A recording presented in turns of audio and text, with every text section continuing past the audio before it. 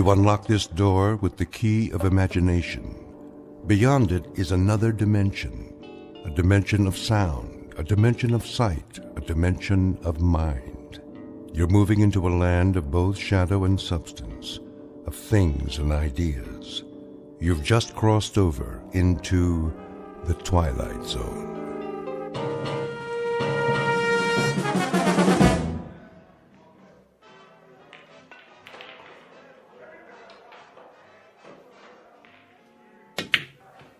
Oh, tough luck, mister. Yeah, I thought I could make that one easy.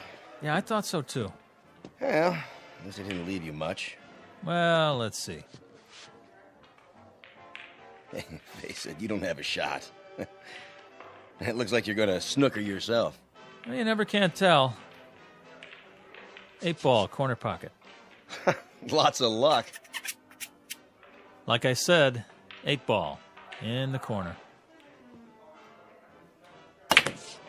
Hey, how'd you do that? Ah, just lucky, I guess. Luck, nothing. That was some shot. Been practicing. Guess it finally paid off. Yeah. You win. Here's your $5. One more game? Double or nothing? Hey, you wouldn't be hustling me, would you? Do I look like a hustler? I'm not sure. Oh, come on. Me? See, I just play on my lunch hour, whatever town I'm in. Relaxation. Oh, me too. Strictly for laughs. So how about it? I don't know. Flip to see who breaks? That's all right. You go ahead. Yeah? Sure. Well, okay. Double or nothing. Go on. Sink as many as you can. Make it hard for me. No money on the table. Oh, yeah. Okay, Pops. You know I don't allow gambling in here. We're just having a friendly little game. Jesse, why don't you give it a rest? Now, he do this a lot? Every day is all he lives for, this one. So he is a hustler. What are you talking about? Tell him, Pops. I never hustled anybody. Not for money, for pride. Go outside, Jesse. Get some sun on your face. You'll feel better. I already feel better. Forget the money. We'll play for the fun of it. No stakes? Not a dime. In that case, let's see how good you really are.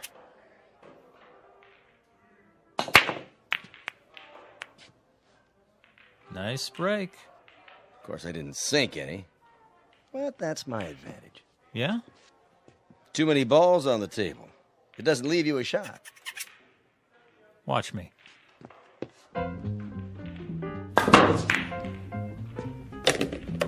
What in the... Bank shot, 3 cushion.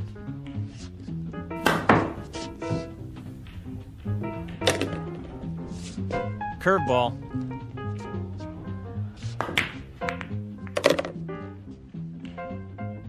Top spin. Little English.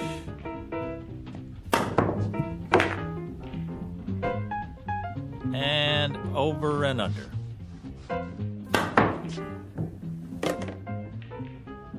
Now, my favorite shot. Took me years to learn this one. You're not going to believe it till you see it with your own eyes. This is the way it's done.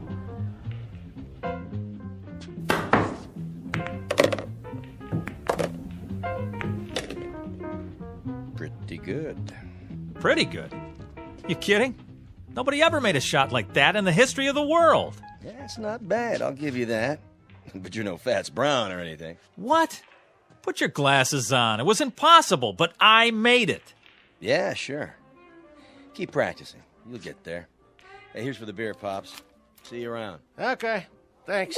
What are you talking about? Keep practicing. I made it. Jesse. Just enough Hey. English, the right draw, perfect position. Settle down. Perfect.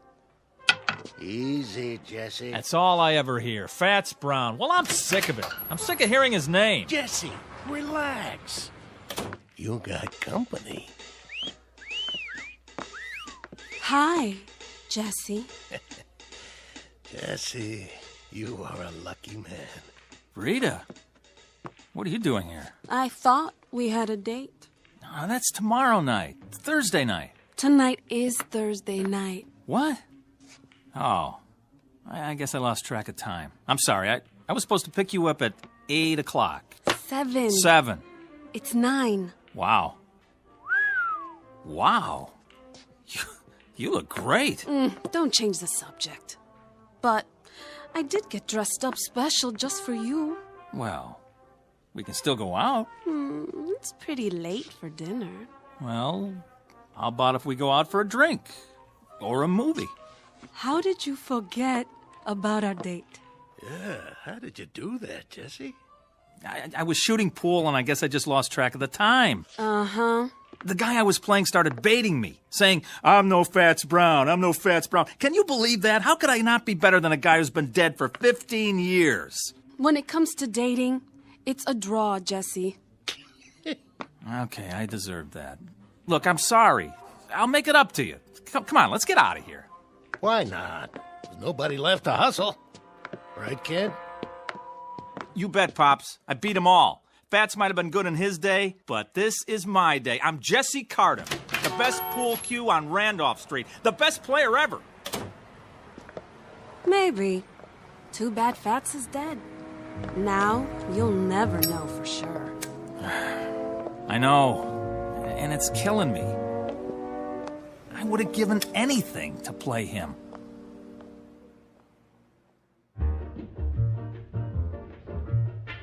Jesse Cardiff, Pool Shark. The best there is, the best there was, and the best there ever will be on Randolph Street. He has spent every free minute honing his skill for pride and for love of the game. But he's about to learn that there's more to a man's reputation than skill or talent or even fame, and that being the best at anything carries its own special problems, in or out of the Twilight Zone. And now, The Twilight Zone and our story, A Game of Pool, starring Wade Williams with Stacy Keach as your narrator. So, what's the big deal about this dead Fats guy? Don't you know nothing? Fats Brown is a legend. Where you been?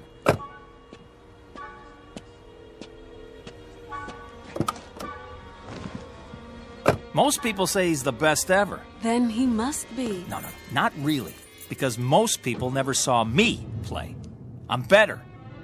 Is pool all you think about? Well, what else is there? Look, if you want to be the best at something, it's got to be your life, right? Where do I fit into your life, champ? Oh, you are right there. I work you in whenever I can. You got to understand something, baby. Pool takes a lot of concentration. Well then, I got a great idea. What? I want you to stay here. Yeah? Then concentrate Oh. on losing my phone number. Oh, Rita, don't be mad.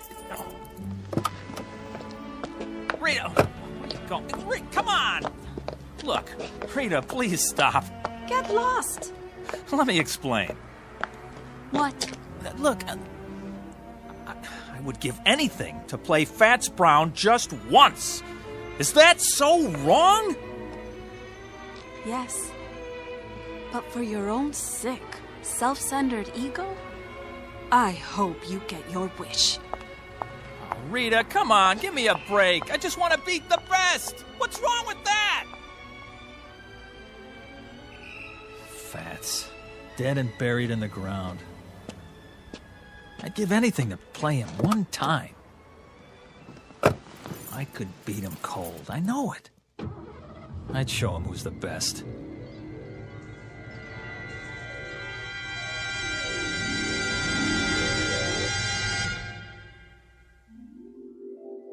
I'd give anything to play him one time. One time. One time. One time. One time. Fats Brown. Mr. Fats Brown. Report to Lister's pool room. Randolph Street. Who is it this time? Fats Brown. You're needed. Lister's pool room. Randolph Street, Chicago. I'm on my way. Mr. Fats Brown. One game. Whatever way he wants it. Doesn't matter to me. Straight pool, anything. If I just had the chance to meet Fats Brown face to face one time. At your service. Who? How did... You called? Yeah, but... I must be seeing things. Why do you say that? Fats Brown? I thought you were... Dead? Not quite. As long as people talk about you, you're not really dead. As long as they speak your name, you continue. Continue? The game goes on, you might say. A legend doesn't die just because the man does. No. I know that, but... But what? This is impossible. Nothing's impossible. Some things are less likely than others, that's all. Wait a minute. There's a picture of the real Fats on the wall. You look like him, but... Not many people do. Yeah, there, standing by a table, holding his custom-made pool cue. You mean this one? Where'd you get that? Nice stick. Good balance. I had it made to order. Wait a minute, let me get a look at the face. The chin, the nose... Not one of my better pictures. It isn't a rib. I mean, you're him. You're... James Howard Brown, known to my friends as Fats. I know it's a shock, but then you called me, I didn't call you. Well, I didn't mean to... I mean, that is, I was just trying to... To what? I don't know. I was just saying if I could prove... It was big talk. Is that it? Well, no, not exactly. Talk is cheap. I know the type. You like to play with fire, but you don't like to cook. You're not really as good as you claim to be, and you know it. Hey. Deep down, you know you're second rate. Now, hold on. Are you afraid? Well, why would I be? Look, I've come a long way, boy. I don't like to be fooled with. I've met your kind before. A little skill, a little knack, some style. But when the heat's on, you fold. That isn't fair. You've never seen me play. Maybe not, but I've seen plenty like you. You have, huh? How do you know I can't beat you? How does anyone know anything? We learn to read the signs. Well, take another look. It's possible, isn't it? That's not the point. It's a matter of what's likely. But it is possible. Sure, it's possible. Things change. Records get higher. Once upon a time, nobody could run the 4-minute mile. But people get better. Then you admit it. Yes, it's possible you could beat me. But the only way you'll do it is with a pool cue. You'll never get the job done with your mouth. All right, fat boy. Dead or alive, I'll tell you something. Maybe you are some kind of a legend, a tin god, but you know what you are to me? A big balloon, just waiting for someone to stick a needle in you. Well, I'm the someone, and here's the needle. Where? My pool cue. Oh, it'll get the job done, don't you worry. You're like all the other legends. You get by on your reputation. One time I heard a man in this very room swear he saw you make a 9-cushion bank. And you don't believe it? Now, you hit a ball that hard, it won't stay on the table. The guy had more imagination than brains. Is that so? Well, let me tell you. That's not what counts. The question is, can I back it up? Oh, how right you are. I know how good I am, but you... Then you'll play me? Rack the balls. Are you sure?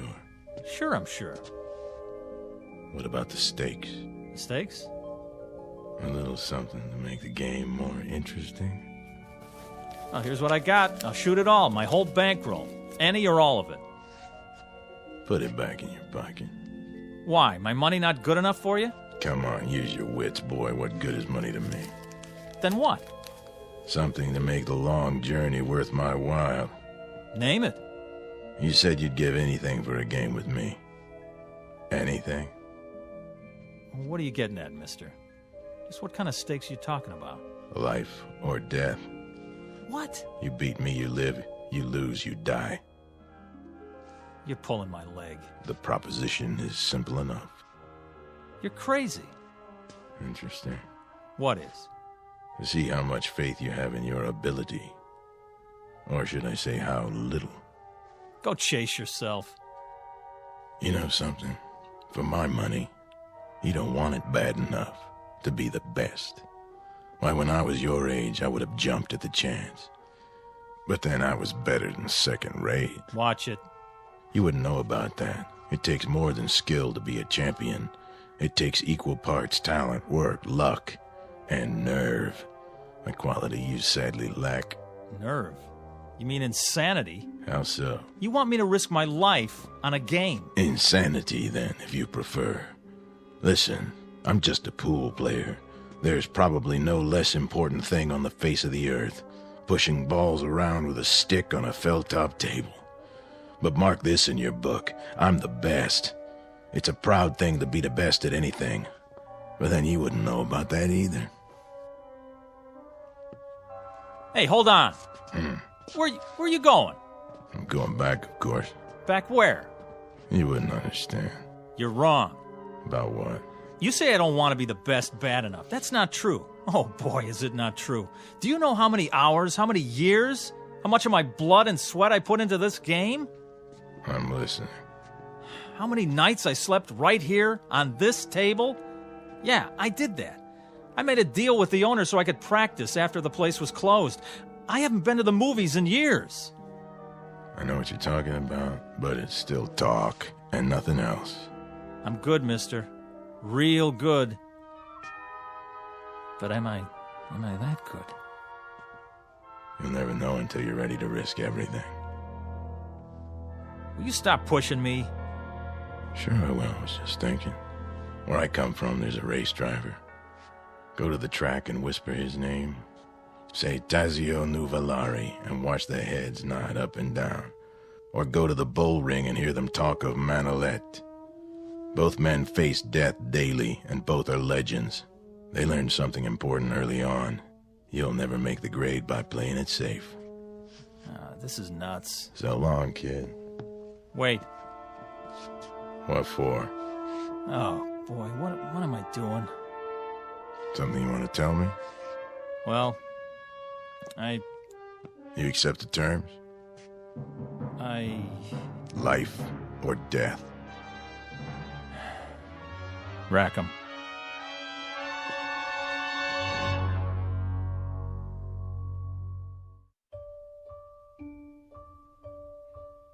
Just so you understand, once we start the game, there's no turning back. Get cold feet and it'll be too late. You heard me. Rack the balls. In a hurry, are you? I've been waiting a long time for this. Have you? Yes, I guess you have. First, the tools of my trade. Now, what's so special about that stick, anyway? It's the man that counts.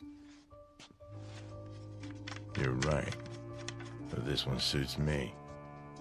You know how it is, the big game hunter has his elephant gun, specially bored with a custom grip. The fencing master uses a blade from Lima. This cue, it was made for me in St. Louis. It cost $600 back then, and I made a living from it for 35 years. It never let me down. Well, there's a first time for everything. Yes, I guess there is. The question is, what's the most likely outcome? Look, if you're not going to rack him, I will.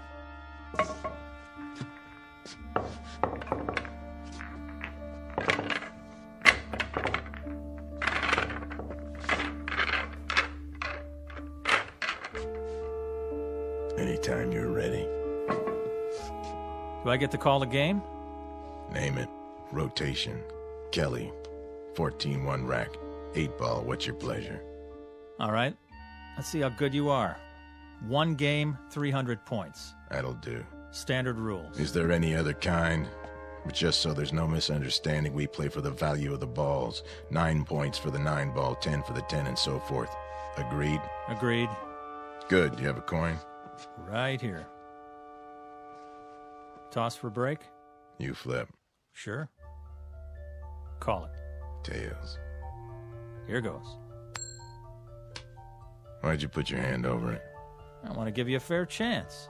Go ahead, let's see. You can change your mind. You heard me. Tails. All right, then.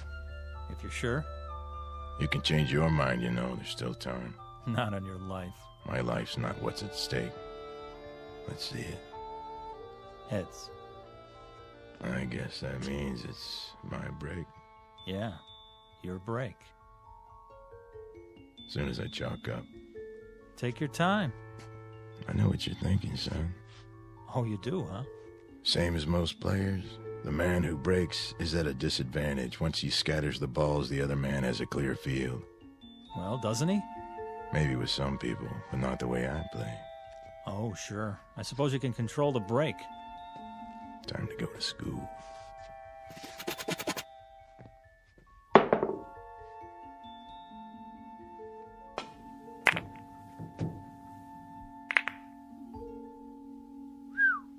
Wow. 2 balls into the rail, back to where they were. Exactly. No advantage given. That's a perfect break, all right. Mm-hmm. I bet it took you years to learn that. Oh, it did, but not the way you think. What do you mean? Takes more than practice. Not just setting up shots in an empty pool hall. You have to handle the pressure out there in the real world. Well, this is my world. You're on my turf now. I know this table like the back of my hand. Maybe, but who have you played here? Kids, 2-bit hustlers, traveling salesmen? Step aside, fat man. Be my guest. Now it's your turn to scatter them. You'd like that, wouldn't you?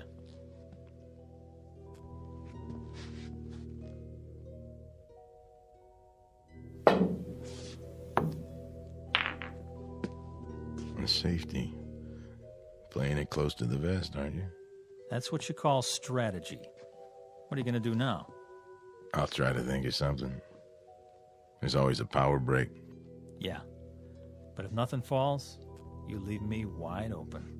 And if I sink one, you're really in trouble. With luck, I can run the whole table. Prove it.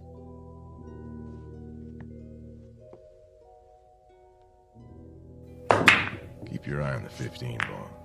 It's not going in. Funny thing, I was thinking it is. Corner pocket. Think again. Oh, well, quite a few balls around the 1. Looks like you're sewed up. Yeah. If you don't connect, it'll cost you. If I don't. Mind if I smoke? If it makes you feel better. Yeah, you wouldn't have a fresh pack on you. I gave 'em up. Bad for my health. Oh, that's okay. I got 1 left. Nervous? Not me. Why's your hand shaking? Maybe I'm itchy to get this over with. Or maybe you're just trying to rattle me. Or maybe it's because you don't have a shot. Except for the bank. That'll take a lot of English. Oh, I'm loaded with it.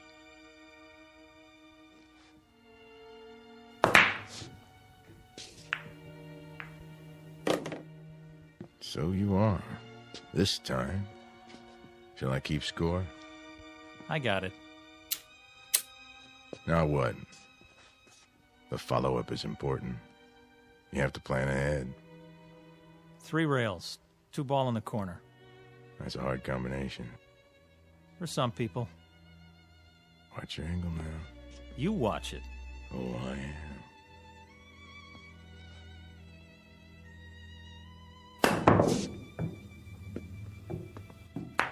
How about that, fat boy?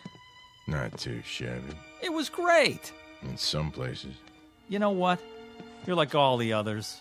Always trying to bring me down. Well, why would I do that?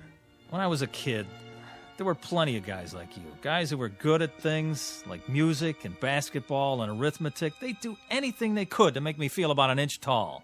Well, you fooled them, right? Yeah, I sure did. I knew there was something, somewhere, that I could be good at. One day, I was about 16. I wandered in here. It was cool and dark, like being underwater, you know? Yeah, I know. So I kept coming back. I used to stand around and watch them play. Got to know the place, till I felt relaxed. One day I picked up a stick and asked this old man. He was sitting right over there. I said, "Do you want to play, mister?" "Why not?" he said. And I beat him. That was when I knew I had an eye for the game. 3 ball. Go in. An eye, huh? What happened to it? Well, I almost made it. My turn. 3 ball.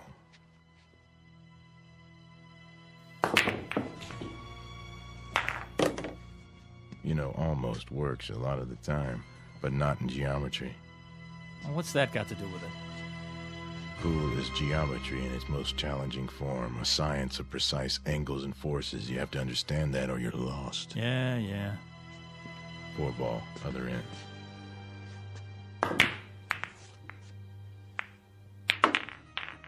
Lucky shot. Luck had nothing to do with it. 5 in the side. Angles, forces, big deal. Now who's sewed up, huh? I'll admit, it doesn't look good. You can say that again. If you don't hit the 5 first, you scratch. And that'll cost you points. Mm-hmm.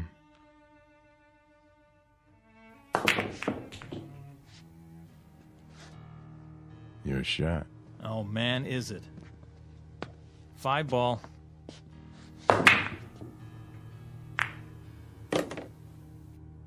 Six.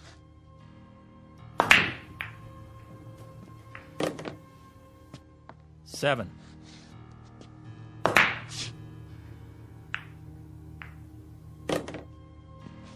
Now the 8.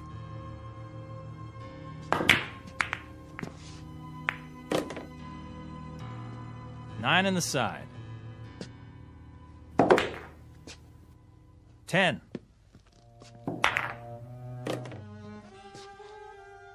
Eleven ball, corner.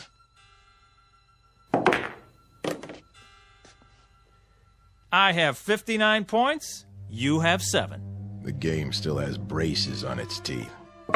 Rack 'em up.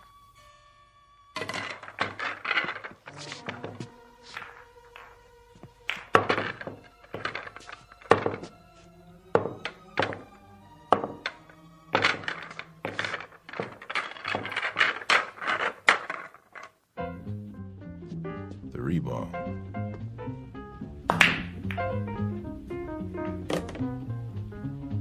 Four in the side pocket.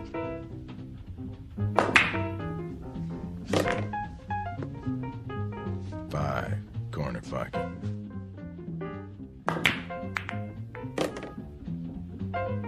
Nine in the side.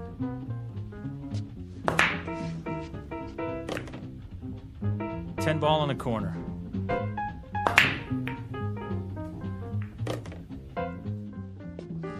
$11.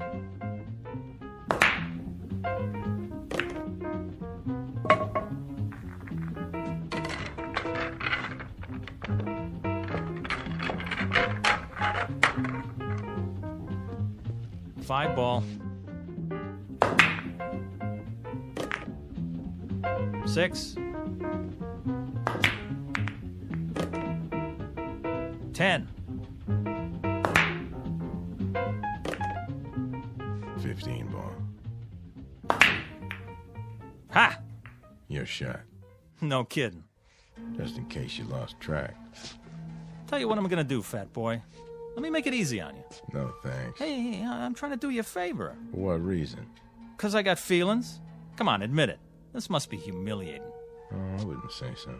Well, let me say it for you then. The game's as good as over. Is that what you think?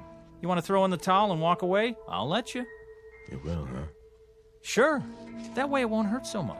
It's not over till it's over, son. Be serious. Look at the score. I got 299. So I see. Well, what does that tell you? I need any ball to win. That right? Time to face facts. There's no way. You might as well throw in the towel. I've been in tougher situations than this. When? There's more to winning than scoring points. Oh, yeah? Like what? Something you can't learn in here. Then why don't you teach me? Go on. I'm all ears. Takes time. So? That's something you got plenty of, right? Talk is cheap. The big things you have to learn for yourself. Quit stalling. It's my shot. In an awful big hurry, aren't you? To be the best? Oh, you better believe it. I've been waiting years for this. One more shot, and you are history, fat boy. There's a new shooter now, and his name is Jesse Cardiff. Back off and give me room. This is something I'm going to remember for the rest of my life.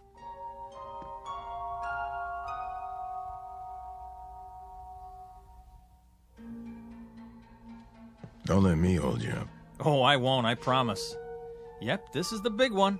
They don't come any bigger. Me and Fats Brown, and I need one to win.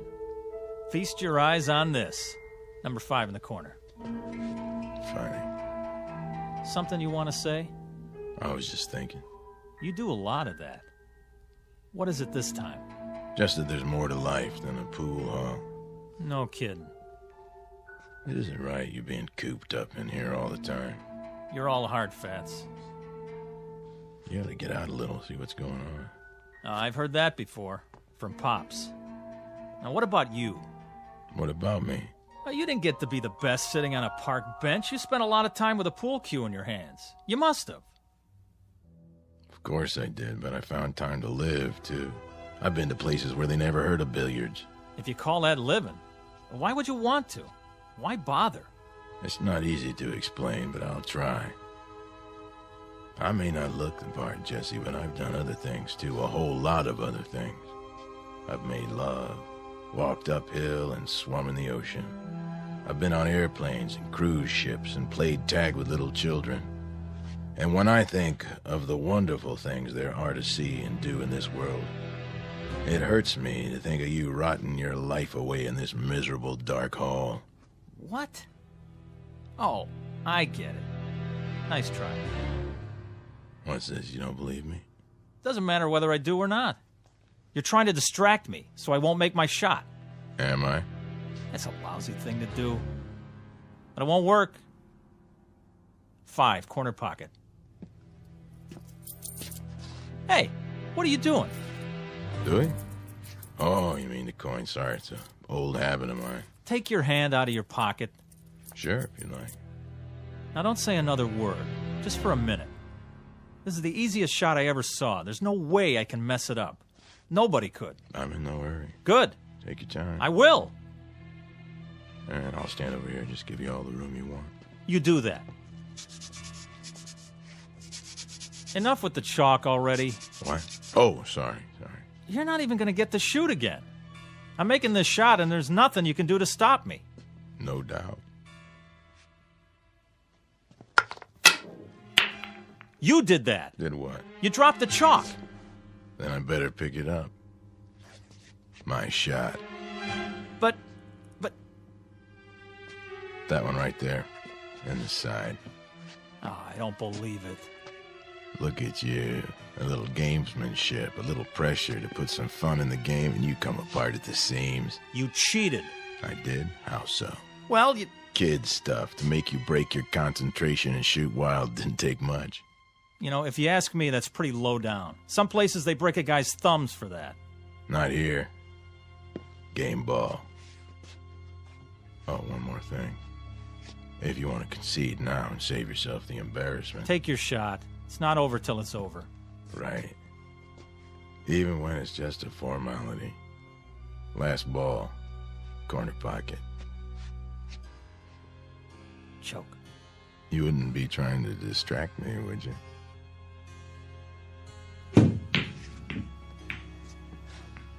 Ha! Almost. Almost doesn't make it. There it is, the game ball again, right in front of me.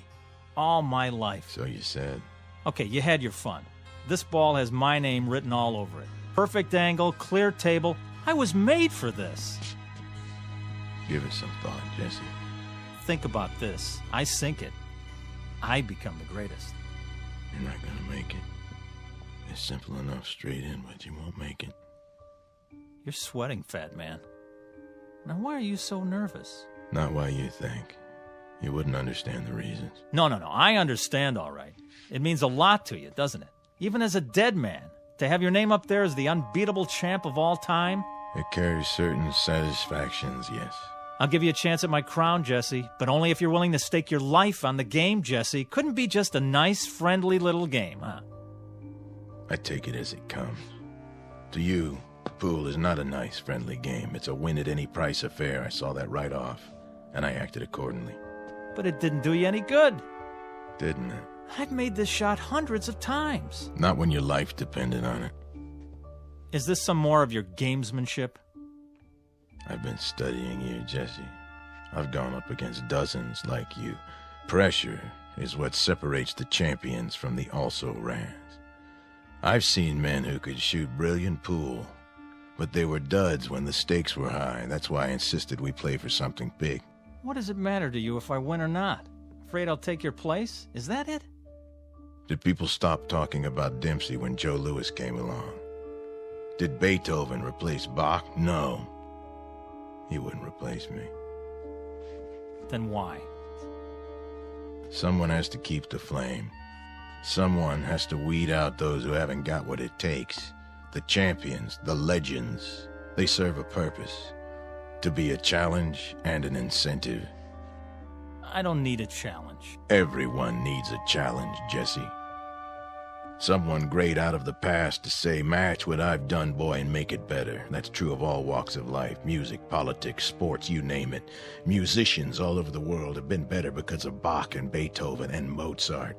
There's a man in the White House who can look out his window and see the Washington Monument and the Lincoln Memorial. Don't you think it helps him to be a better president? Yeah, but a game of pool? Anyone who tries to be good at anything finds himself in your shoes. He finds himself faced with a legend. And when he can't measure up to the legend, he fades away, he dies, and is forgotten. I'm only a pool player, Jesse, but I'm the best. No, you were the best. No man gets past me unless he has what it takes. And you don't think I have it?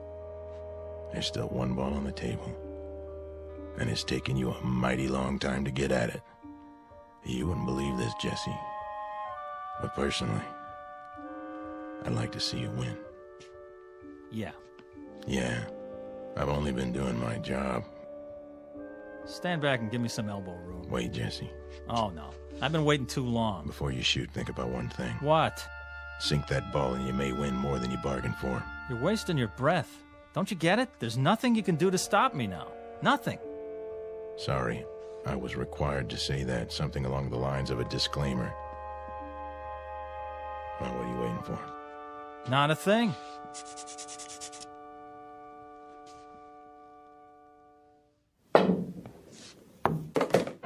Ha! Win more than I bargained for, huh? Is that what you said? Well, it's over. I beat you.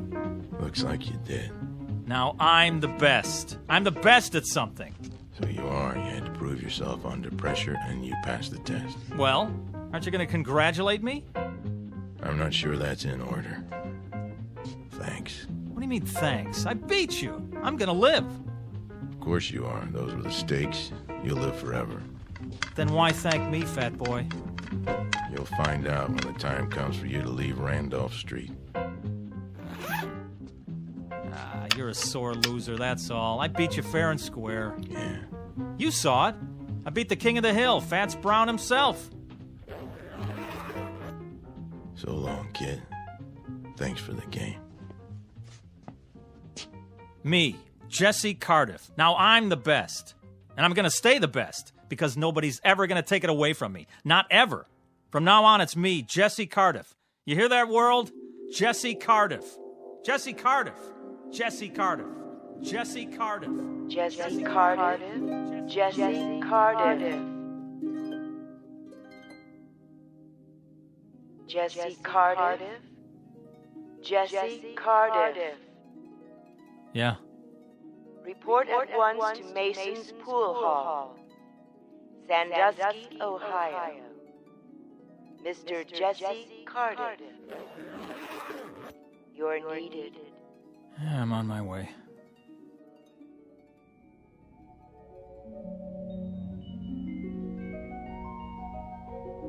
Mr. Jesse Cardiff, who became a legend by beating a man known as Fats. But many years later, after his funeral, he found out that being the best at anything carries with it a special obligation to keep on proving it. Mr. Fats Brown, on the other hand, having relinquished his champion's medal, has gone fishing. These are the ground rules on Earth and in the Twilight Zone.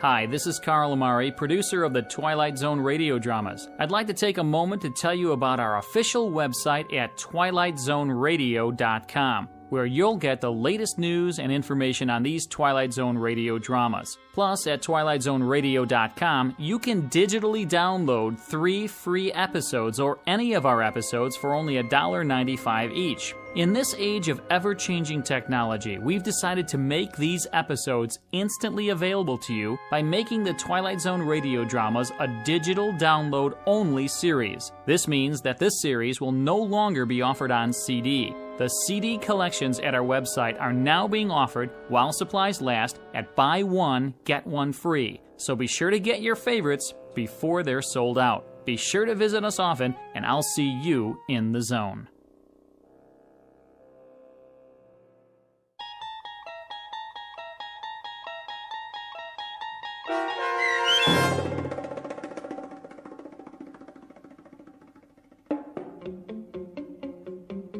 A Game of Pool, starring Wade Williams with Stacy Keach as your narrator, was adapted for radio by Dennis Etchison and Joby Cerny, and written for The Twilight Zone by George Clayton Johnson. Heard in the cast were Craig Brawley, Doug James, Roderick Peoples, Sandra Delgado, and Linda Ryder. This copyrighted radio series is produced and directed by Carl Amari for Falcon Picture Group. Sound design and custom Foley effects for The Twilight Zone by Cerny American creatives Bob Benson, Craig Lee, Michael Slaybach, and Matt Sorrow. To learn more about the Twilight Zone radio dramas and to contact us, visit our official website at twilightzoneradio.com.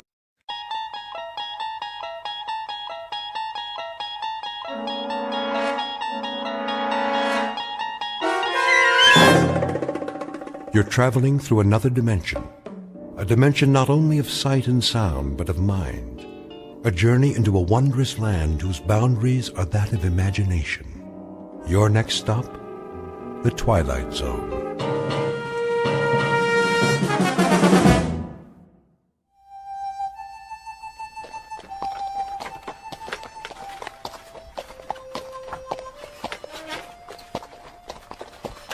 How much longer, Chris? Not long. We'll stop soon as we find a place. Where? Look around. We saw the last shade 2 days ago. That's a buzzard up there circling the wagons, and it's been following us since dawn. It's waiting for the next one to die. How's the boy? Still burning up with fever. He can't take any more. All right, honey. Hold up! Whoa! Oh! Hold! We'll stop here for a few minutes.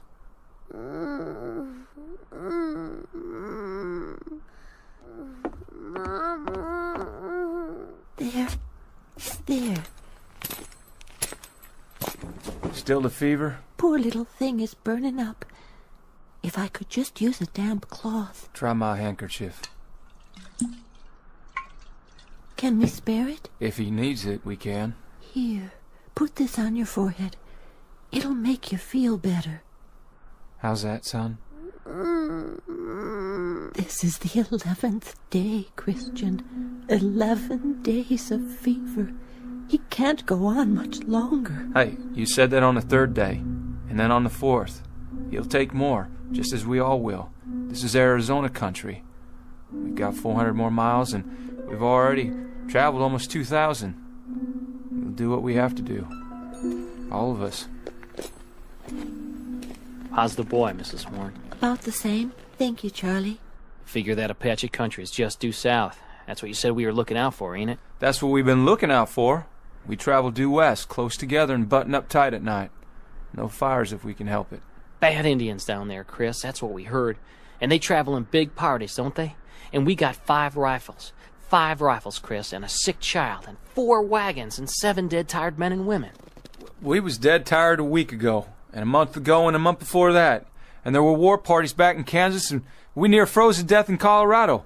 And we was out of our minds with thirst last month. And we've kept on going. We've always kept on going. We always... It's this way, Chris. We've been doing a lot of talking and a lot of thinking. And? We figure we ought to turn back. Turn back? That what you all want? Turn back? Chris, We're about at the end of our rope. We're hungry and we're sick. We figured we better do it now, or we're gonna die out here. You turn back and I guarantee it. You turn back and try to go over 1,500 miles of St. Louis again, and you'll leave your bones bleached in one of those deserts between here and there, or have your scalps taken off, or you'll freeze to death in a mountain pass. And if you go on, what's gonna happen to that beautiful child of yours? Listen, those 1,500 miles are behind us. They're all gone. The heat and the cold and the misery. You can look back at them as things that have happened, not agonies you're gonna have to live with. How do you know there's not gonna be more days and weeks and months like it? How can you be so blamed sure? I figure there's only about 400 to 600 miles more to go. 400 to 600 more miles, friends. And then we made it. We can't stop now. Listen, if we stop, we're dead. That's gospel. We're dead. Could be we're dead anyway. Okay, just give me one more week. 1 week. I'll get us through. I promise you. I'll get us through. What about water? We're almost out of water. I'll get water. I'll find some. How, Chris? With a divining rod? I don't know how, but I will. I swear. The year is 1847. The place is the territory of New Mexico. The people are a tiny handful of men and women with a dream. 11 months ago, they started out from Ohio and headed west. Someone told them about a place called California, about a warm sun and a blue sky, about rich land and fresh air. And at this moment, almost a year later, they have seen nothing but cold, heat exhaustion, hunger, and sickness. The men and their families are now one with the animals and the wagons and the landscape, and they stare straight ahead, numb and glassy-eyed. They are dust blobs whose lives have been reduced to a single function, forward motion. The man in the lead wagon is named Christian Horn. He has a dying 8-year-old son and a heartsick wife, once beautiful but now gaunt and drawn in the merciless desert air. Her husband is the only one who has even a fragment of the dream left, Mr. Chris Horn, who's about to go over the rim of a sand dune in search of water, sustenance, and survival, and who, in just a moment, will find himself heading into an uncharted territory known as the Twilight Zone.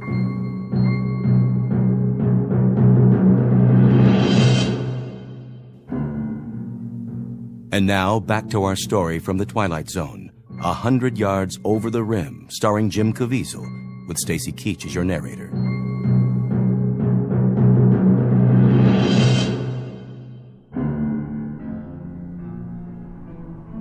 A man had best not make promises he can't keep. I give you my word. And food and medicine for your child? We'll have those things. We'll have food and medicine and everything else. If you can just keep going. Just keep going and don't look back. Look out there instead. Look west. We don't even know where that is anymore. Don't make any decisions yet. We can't stay here anyway. Once we're past the trail, we'll be able to rest a couple of days. I'm almost out of water, Chris, and food. I'll go up ahead, over that sand hill. I'll do some checking around. Stay here now, all of you. Martha, give me my rifle. Chris, you might look for a shady spot, a pretty spot where we can. I won't talk about burying our son. Not now. Not while there's life in him. How far you plan on going? Just over the rim there, 100 yards or so. Might find a stream or something, maybe some game, a rabbit or two. Never can tell. I guess that's true enough, friend. You never can tell. Stay close to wagons and keep them bunched up. Hold on, Charlie, all of you. Just hold on. I'll be right back.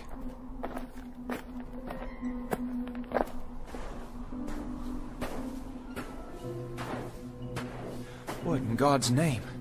Hey, everybody, look what's over here! There's a road! Down on the other side, a road! Look! Martha? Charlie? Hey! Hey! Where's the wagons? Where'd everybody go? Must have got turned around there. Go on. Go up again and see. Yeah. See which way I'm looking.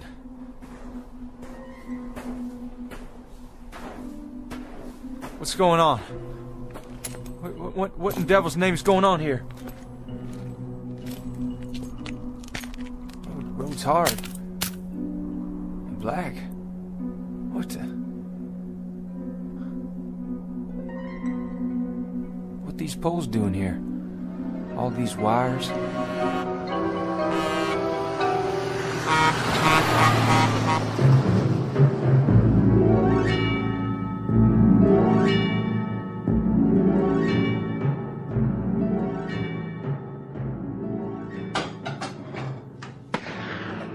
Joe?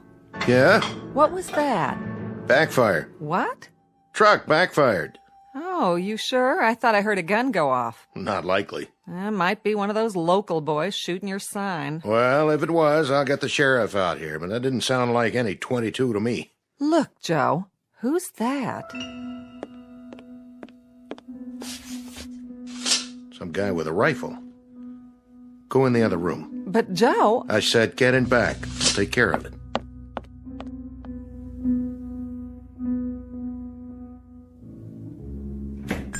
Howdy. Did you see it? Did you see that thing? What thing? That monster. That big animal or monster, whatever it was. It almost hit me. Monster? No, I didn't see anything like that. If there was anything, it never got to here. It must have. It went by me just a mile or so back. You mean... You don't mean the truck? What's a truck? Hey, are you all right? You wouldn't have any water to spare, would you, mister? Any extra, I mean. Water? Sure. Come over here and sit down before you fall down.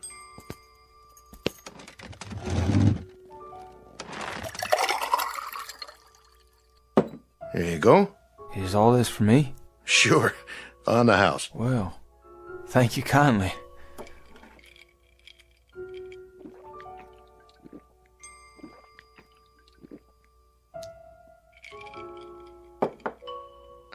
You want some more? You got more? Sure do.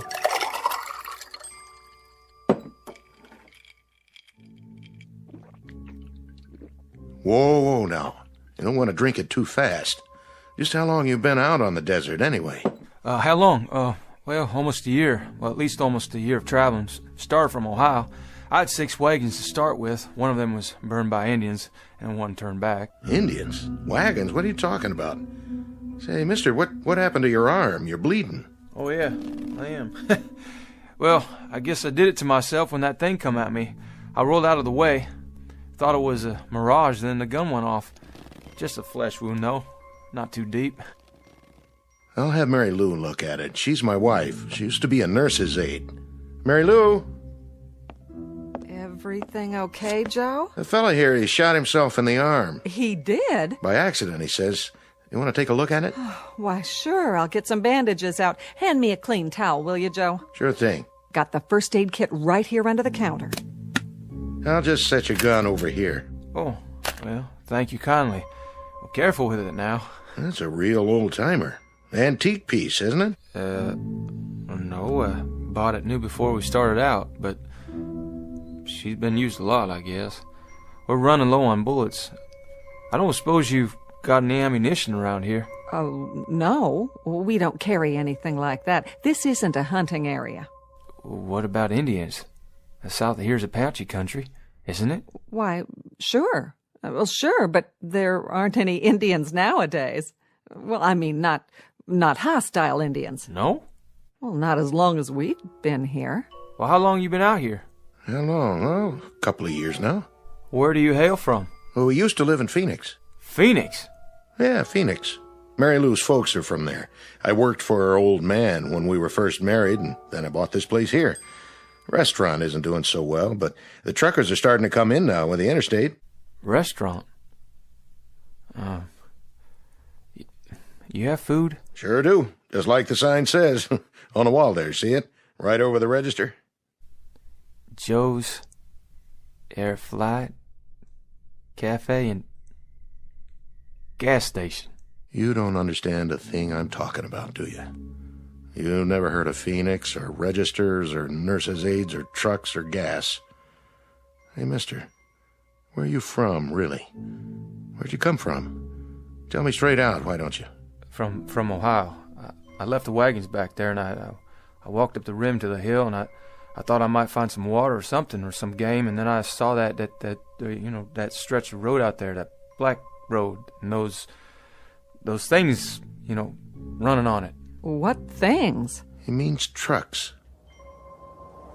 Hold on. You hear that? You hear that? There's another one. It's all right. It won't stop. Take my word for it. Well, we heard tell it was a dangerous route, but the most direct one. To where? California. They say... No, take it easy, friend. We can talk about all this later. No, I don't have much time.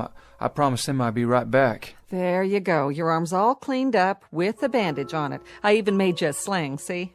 Oh, much obliged.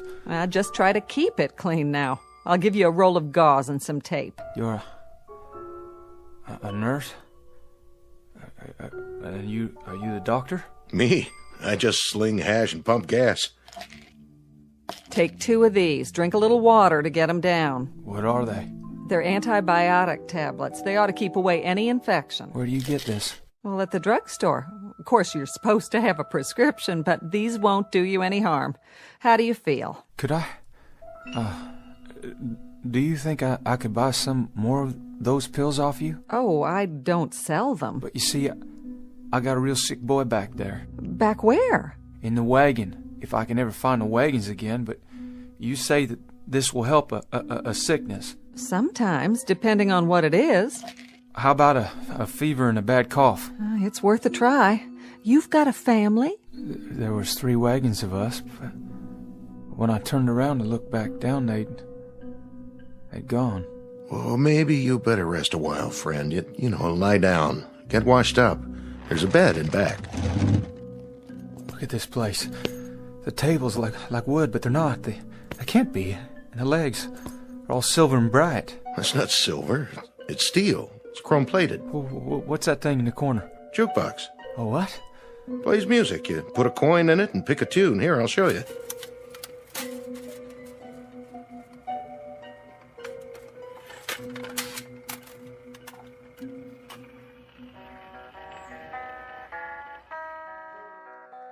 Hey, where's that coming from? From inside. Didn't you ever see one of these before? You got a man inside? Playing his guitar on my account? Let him out of there right now. Turn it off, Joe. There, that's better. It was a bad idea. All these things. Where am I? What is this place? Come with me. I'll show you where to wash up. Wait a minute. That picture. Where'd you get it? The calendar? Pioneer West Insurance Company. That's a picture of my covered wagon. Look just like my wagon. Oh, well, that's just an old lithograph. The date. That can't be right. It says April. But the year's all wrong. This is the year of our Lord, 1847. But this calendar says it's not even the same century. Oh, my dear God. How could that be? Easy now. What's going on here? Who are you people? Where am I?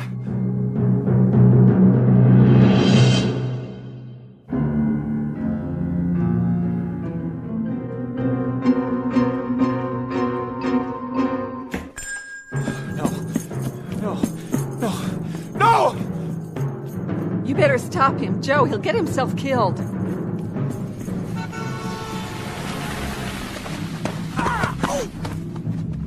Come on now, fella. Come inside.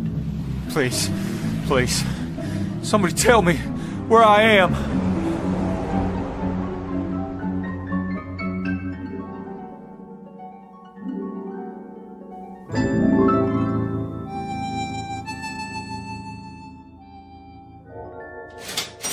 $1.84 your change. You keep it, dollface. Thank you. Say, pretty lady, if you don't mind my asking, What time you get off work here? Oh, not till late. But you better not let that man in the kitchen hear you say that. He's my husband. Oh, no offense, ma'am. None taken. You come back now. I'll do that.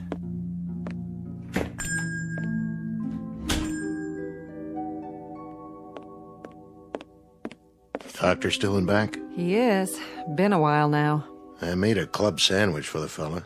You think you want some soup, too? Well, you better ask Doc first.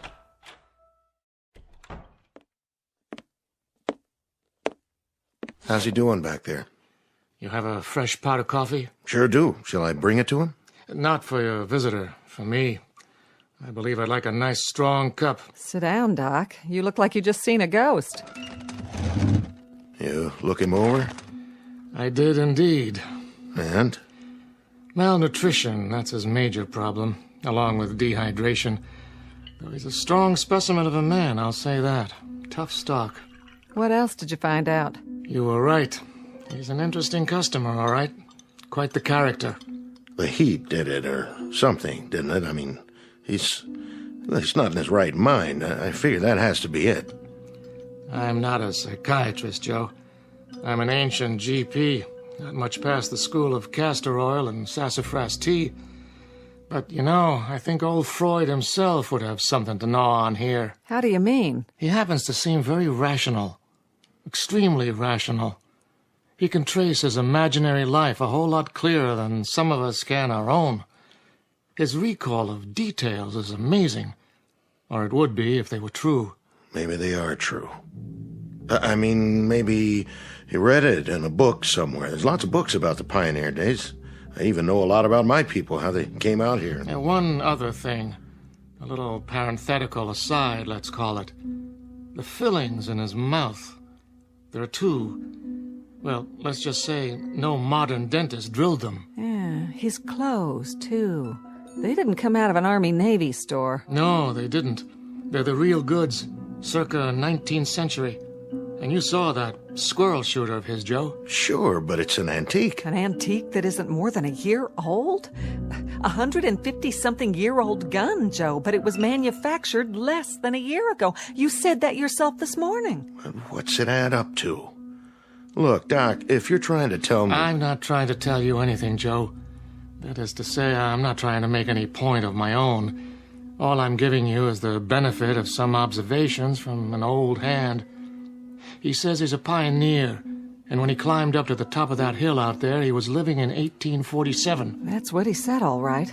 He seemed so sure. Well, we're three normal, rational human beings here, and we know that sort of thing doesn't happen. So he's suffering from some kind of delusion. But it's a delusion of the purest form. Frankly, I've never heard anything like it. Not with this degree of detail. The way he describes his wife, his son, the wagons, the other people, it's with genuine emotion. He's lying in there right now with tears rolling down his cheeks, worried about them. He said his boy was sick. He told me his boy was dying. And from the way he described the symptoms, I'd call it pneumonia. That's why he wanted the pills. Which pills? I gave him some antibiotics for the wound in his arm, and he wanted the whole bottle so he could give some to the boy. I don't get it, how someone could be so sincere. I just don't understand it. I don't either. Which leads me to the next question. Yes? What do we do with him, Doc? Precisely what I'm going to deal with right now. Where's your phone? Behind the counter. But wait, who are you calling? The authorities, so they can get him help. Oh, that won't do him any good, will it? They'll lock him up in a rubber room and throw away the key. Once he's turned over to the state, he'll get a thorough examination. They'll know what kind of help he really needs. Yeah, the funny farm. Oh, Doc, I've heard about those places. They're bad news. Nobody even knows you're in there. They can do anything they want. What are you suggesting? That we pack him a box lunch and send him on his way? You think he'll survive out there? He doesn't know where he is. And even if he figures that out, he'll die of heat exposure before the day's over.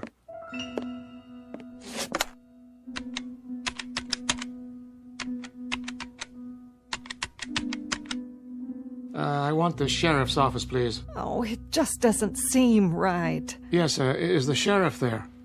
Oh, in his car? Well, that's even better. can you radio him to get over to Joe's Diner as fast as he can? We've got a man here who needs looking after. No, not violent, but he should get here real fast anyway. Yeah. Thanks. Oh, Joe, I hope we're doing the right thing. So do I. Well, at least he's calm now. As calm as any man would be if he suddenly woke up and thought he was past his time. That's enough, Doc. Well, hello, Mr. Horn. This book, it was in my bedroom. Well, that's the encyclopedia. I was looking through it. I found something. What? Well, this here. Horn Christian Jr., M.D., famous for his early work in childhood diseases, pioneer in vaccine research, born 1839, died 1914. That was my son. That's Chris Jr. So I guess I'm either crazy or the world is turned upside down. But I think I got put here for a reason. Oh, you did. I just know it. For an important reason. What are you doing? You've been gracious and kind, and I appreciate it. But I gotta get back. I'll just get my gun now. Horn, we want to help you. But help means rest and medical attention. I can't let you leave like this. Come on, son. Come over here and sit down. I've called for the authorities. The authorities? Well, listen, I don't know who they might be, but I've got no time to wait and find out. Horn, please. Hey, don't go trying to stop me now. I know my purpose. I'm going to finish it. Well, my life don't add up to much. Listen to us. Please, Mr. Horn. You take your hands off my gun, mister. You okay, Mary Lou? Oh, I'm fine. The gun just went off when he took it. And blew out my plate glass window. Horn! Horn, come back!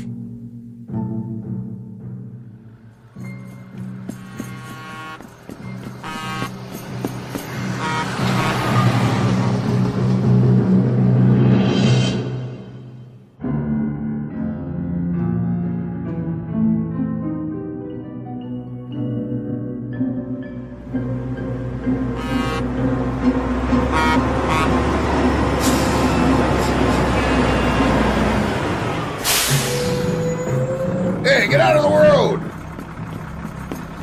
Oh, I'm sorry, mister. What's the matter with you? Horn, wait up! Are you all right? Those people were trying to stop me. Yeah? Where are you going? I have to get back to the Arizona territory. You do? Well, that's an easy one. Don't just stand there. Get in.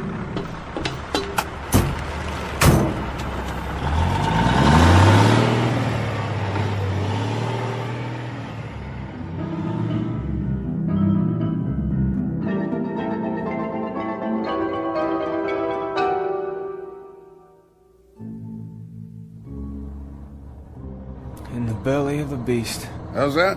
What is this contraption? Peterbilt 18-wheeler. Best long-haul rig ever made. Where's your team? I ain't a teamster. Strictly independent. But your horses. All the horses you want right under the hood. Sweet, huh? Where you say you're headed? California. We were headed for California. That's where I'm going. Good country out there, is it?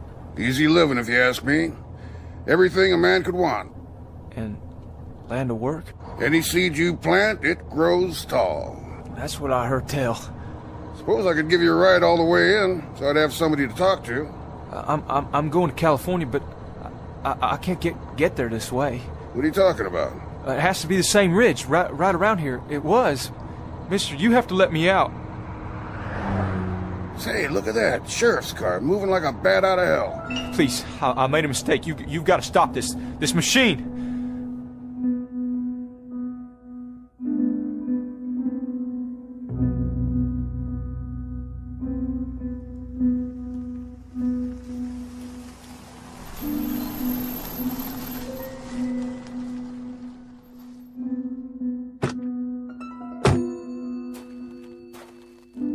Hello, Doc. What's this emergency you got? Not exactly an emergency, Sheriff, but since I called, it might have turned into one. Sheriff, you gotta stop him. That's right. He won't make it out there. Hold on now. What you trying to tell me? Mr. Horn, Sheriff. Horn, is it? He's the man I examined. It's a long story, a pretty strange one. The point is, now he's run off. Well, where? He headed for the ridge, where he came from. So, he came in out of the desert? And now he's going back, about a mile up the road. Well, don't worry. I'll find him.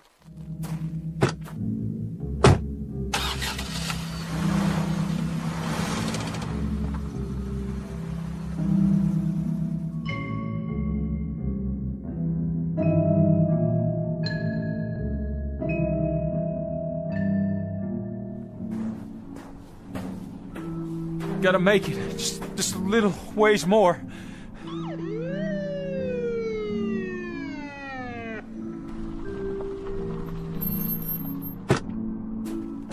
You there! Hold it! No, you don't.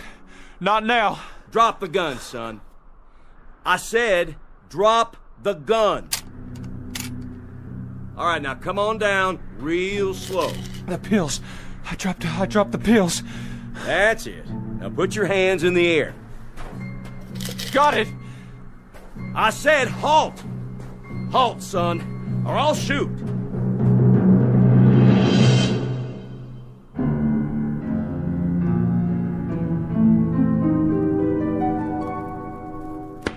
What was that? Sounded like a shot. Maybe Chris got himself a rabbit. But he ain't even had time to get up the ridge yet. Martha! Forget something, Christian? Martha, what happened? Where'd you go? Where did we go? What do you mean, Chris? Where could we have gone? When I looked down, I couldn't see you. Or the wagons. When? You haven't had time to go anywhere. Martha, I don't understand what you're saying, but I'm truly glad to see you. All this time. All what time? So much happened. First I fell and, well, somehow I shot myself and... It doesn't matter. I have so much to tell you. But how could you? Chris, honey, you just left a second ago. What did you forget? Forget? And what's that in your hand? Oh, that's a medicine. Medicine? Where did you get it? Never mind. Oh, Lord. Give him some water. Give him 2 of these. I think it may save his life, Martha. I see. As you say, then. Chris? Charlie. Short trip. Was it? Nothing much on the other side, I guess. You'd be surprised, Charlie. You'd be mighty surprised. There was a whole lot to be seen at that rim. A whole new land. And you know something else, Charlie? Us. People like us. We're the ones responsible. That's the truth. People like us. What's Orrin talking about? Listen, he's saying something. He wouldn't talk like that unless it was important. There'll be a highway. And machines. And a whole new land. And we're the ones who began it. What are you saying, Chris? Where'd you see all that? Up on the rim. It was all laid out before me like the New Jerusalem. Wide, hard roads, all black, with no holes in them. And machines and... I gotta see for myself. Me too. Let's go. Up the ridge, he says.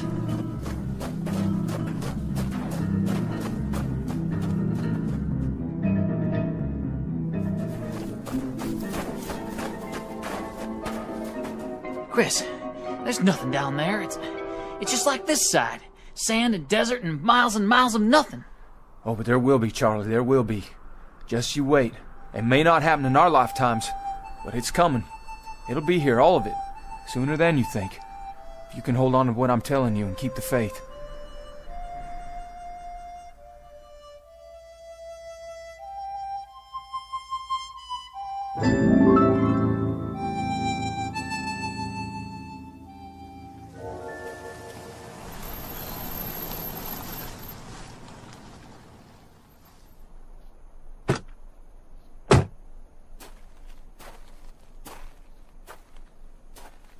You didn't get him, Sheriff. I saw him all right, but I couldn't get him to stop.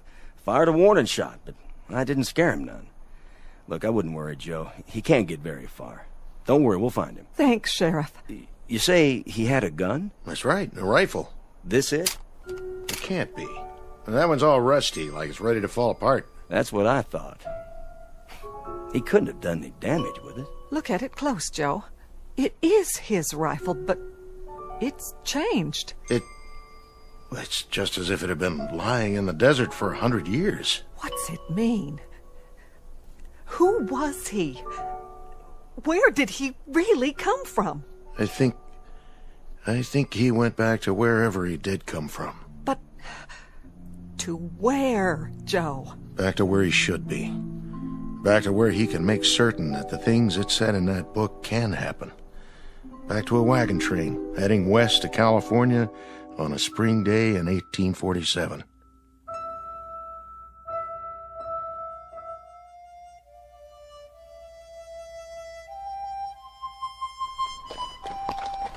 Giddy up, boys.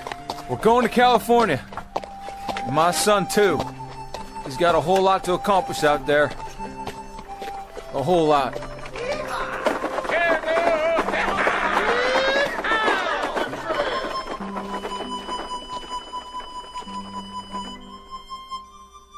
Mr. Christian Horn, a farmer from the state of Ohio, one of the hearty breed who headed west when there were no blacktop highways or telephone poles or the solace of civilization. Mr. Christian Horn and family and their traveling companions, heading west after a brief detour through the Twilight Zone.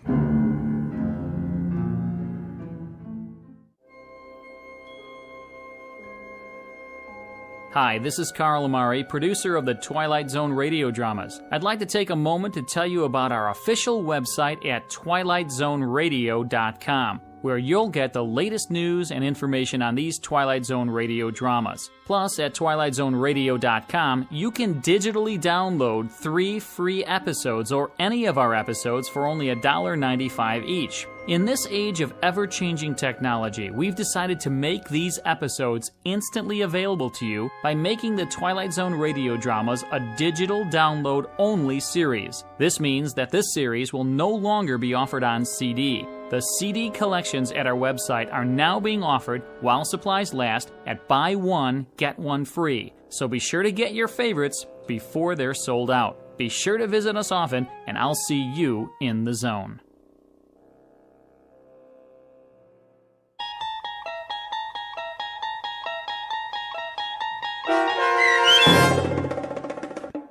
A 100 Yards Over the Rim, starring Jim Caviezel, with Stacy Keach as your narrator, was adapted for radio by Dennis Etchison and based on a script by Rod Serling. Heard in the cast were Peggy Roeder, Rick Peoples, David Darlow, Doug James, Peter DeFaria, Rich Komenick, Meg Thalken, Zach Gray, Carl Amari, Roger Wolski, Diane Trice, and Irene Olson. To learn more about the Twilight Zone radio dramas and to obtain audio cassettes and CDs of these programs, visit our website at twilightzoneradio.com. This copyrighted radio series is produced and directed by Carl Amari and Roger Wolski for Falcon Picture Group. Doug James speaking.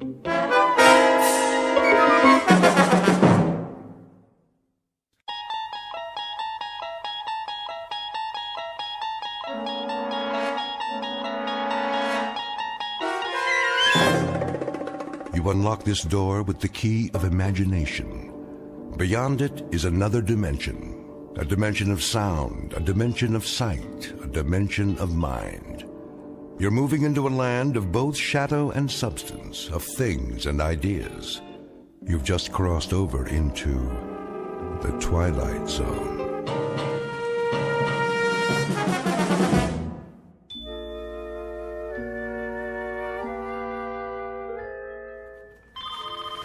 Cooper Corporation, how may I direct your call? Just a moment. Cooper Corporation. Coffee coming through. Who ordered coffee? With sugar and 2 creams. Right here. Thanks, Louie. You got it. Coffee here. Do you have any Danish this morning? I got bran muffins, granola bars, and trail mix. Oh, no. What happened to the Danish? Mr. Cooper's orders. Mr. Cooper, how come? He's on a health kick. Says Danish is bad for you. For the whole office? Everybody on the floor. He wants more work out of you. Oh, well. I suppose I'll have one of those granola bars. Is it chocolate coated? K-Rob. Sounds positively yummy. Guess I'll give it a try. Hey, that's wrong, you know. What is, McNulty? Well, the pastries are bad for the brain. True, they're mostly sugar and starch, but so are muffins, huh? Granola bars? Granola bars have as much fat as 13 strips of bacon. Did you know that? And trail mix? Forget it! Forget it! There's so many calories and saturated fats, you might as well eat a tub of popcorn, huh? With butter! Well, if Mr. Cooper wants to improve productivity... All I know is I got coffee with cream, cream and sugar, cream by itself, sugar by itself, or artificial sweetener. And that old favorite, all black. Take your pick. Ah, diversification. Now you're on the right track. As I always say, you can't run a business standing still. A business has got to move. A business has got to progress. You think about that now. Excuse me, I gotta progress through the office. Yeah, so do I. We all do. A business has got to keep pushing, keep punching, keep prodding, keep moving forward. That's what a business has got to do. Now, you think about that. Personally, I gotta get a drink of water. You coming, Gertrude? Oh, yeah. I think I better go with you. Ah, sounds good. Think I'll come along, too. Oh, that's all right. Hey, did you know that water is the most important part of a healthy diet? We're almost all water. I mean, our cells feed off of it, right? Hey, you see that suggestion box on the wall? I personally told Mr. Cooper to get better quality bottled water. Huh? But the chemicals they put in it these days, I mean, think about it now. It's a disgrace. Not to mention...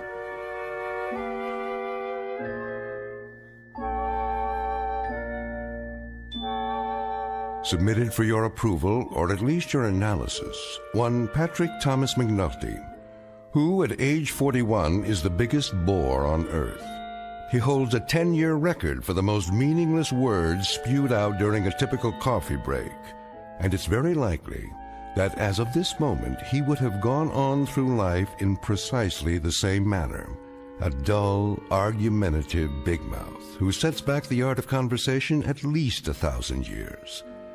I say he very likely would have, except for something that will soon happen to him. Something totally unexpected that will considerably alter his existence and ours. You think about that now, because this is, after all, the Twilight Zone.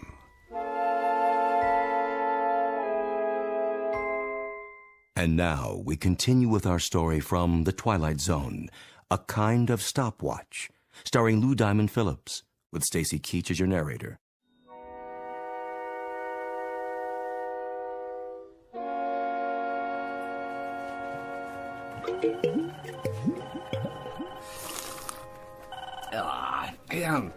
You can taste the impurities. We need clean air, too. HEPA filters, air ionizers, the whole bit, huh, you know? And these rooms need a new paint job while they're at it, you know? I mean, a nice, soothing color. Come on, Angie. Let's go to the powder room. Yeah, I'm with you. Because we got to keep this company on track. You think about it now. We will. McNulty? Right here? Mr. Cooper would like to see you. Well, you hear that, everybody, huh? Mr. Cooper would like to see McNulty, huh? And all because of that box right there. You know why Mr. Cooper wants to see McNulty? Because McNulty has been feeding him suggestions in that box for 11 months now. Did I say suggestions? Wrong word. Suggestions any clod can give, huh? But dynamic blueprints for the future only McNulty can give, huh? You just think about that. Mr. Cooper's waiting, Mr. McNulty. In here, McNulty. Hi, Mr. Cooper. Do you know what I've been doing for the last half hour? You've been looking through the suggestion box. I knew it was going to happen one of these days, Mr. Cooper. I've been expecting it. You see, the thing of it is, it takes a very special kind of employer to recognize that one of his men has got it. And obviously, McNulty does. Truer words, McNulty, have probably never been spoken here or anywhere else. I have just gone through the residue of the suggestion box covering the past 3-month period. Here is your suggestion dated March 13th. Make hot dogs flat so they can fit more easily into a hamburger bun. Well, how about that? Now, you think about that now, Mr. Cooper. Make tin cans square so they can be stacked together more easily. Well, huh? Isn't that a guess? You think about that, too. Put small pontoons in field packs of soldiers so that when they cross rivers, they can float. That's worth $1 million as it stands, huh? I mean, that one little suggestion. You see, the soldiers, they go into the water in the cans. Well, the cans, they're full of air, see, so... Mr. McNulty, the Cooper Corporation makes ladies' foundation garments. Not a single one of your 340 suggestions, repeat, not one of them, has anything remotely to do with this company's product. Right! See? I wanted to talk to you about that, too. What you ought to do is focus on new inventions for our customers. Our customers? Well, I've been doing some reading about pressure and leverage, the principles of engineering, and one of the greatest engineers of the 20th century was Howard Hughes. Why, did you know that he invented the cantilevered brassiere? Huh? He invented an undergarment that actually defied the laws of gravity, huh? Like a suspension bridge.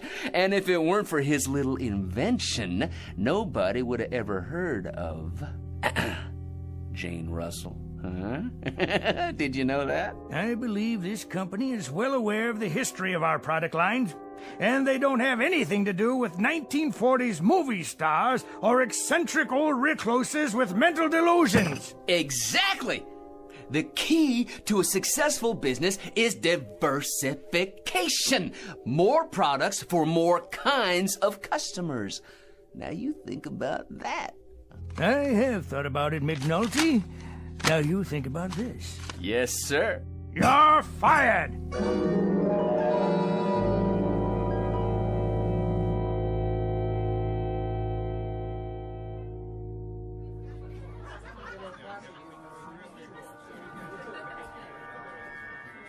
Another round, McNulty? In a minute. I'm still working on this one. Now over here, Joe. Coming right up. You know something? Oh, here we go again. With the long ball hitter, as opposed to the consistent clutch hitter with a big average, I will take the latter. Well, that's very nice of you to tell us, McNulty. Well, it's a fact that at no time has the home run leader in either league led the league in batting at no time, which should tell you. Ted Williams won the batting championship and led the league in home runs in 1941, 42, and 47. The exception to the rule. Think about that now. The exception to the rule. Let me ask you something, McNulty. How come you're in here so early tonight? You've been sitting here now for 3.5 hours. Well, for the simple reason that I quit my job. No kidding. Yeah, I went into Mr. Cooper's office and I read him off. Just like that, you know, Cooper, I said. Don't tell me, McNulty.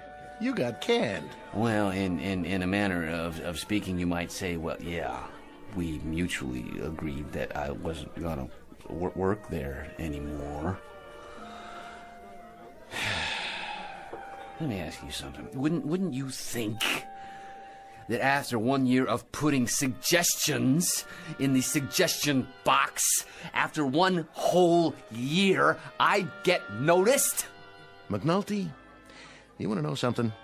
Getting noticed and getting liked are 2 different things. What do you know about it? Nothing, McNulty. Not a thing.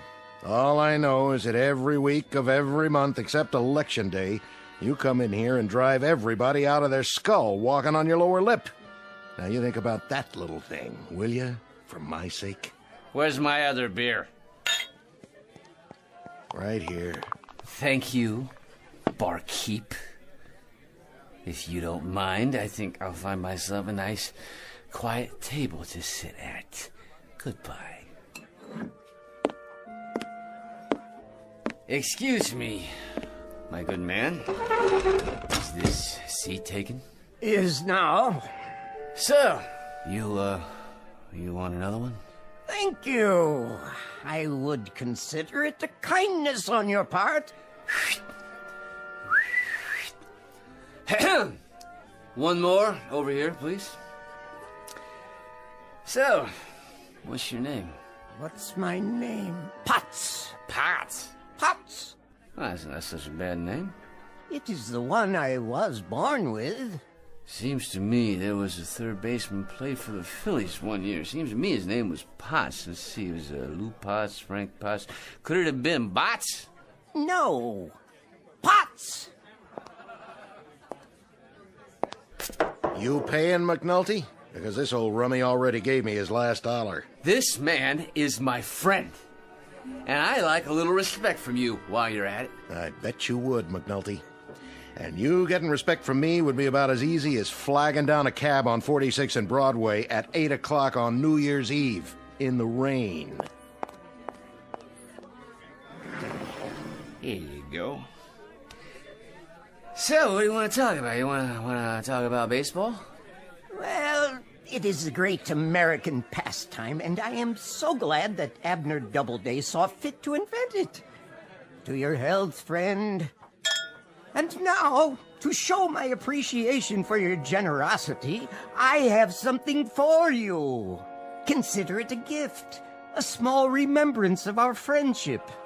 Ah, what is it? It's an old family heirloom. A kind of stopwatch, you might say. Why do you carry it around? I mean, you know, if it's just a stopwatch, it doesn't keep time, right? That is a fact. But it's all yours nonetheless. Someday you might own a racehorse. Or you might want to run the 4-minute mile. Who knows? Now you've got a stopwatch to time yourself. I've been looking for someone to give it to. I myself am finally finished with it. Goodbye, old pal. E pluribus unum.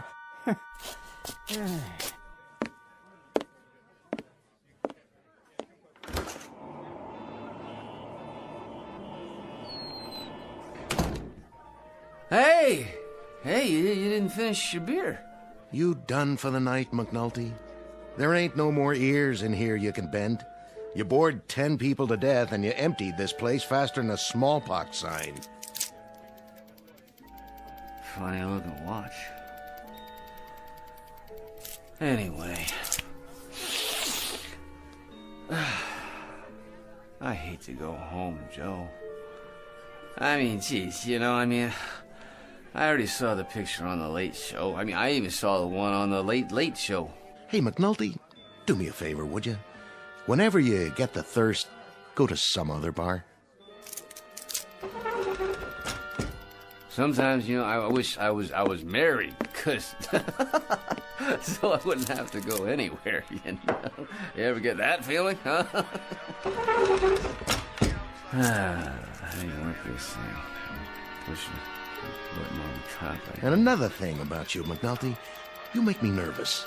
First you come in here, and then... What?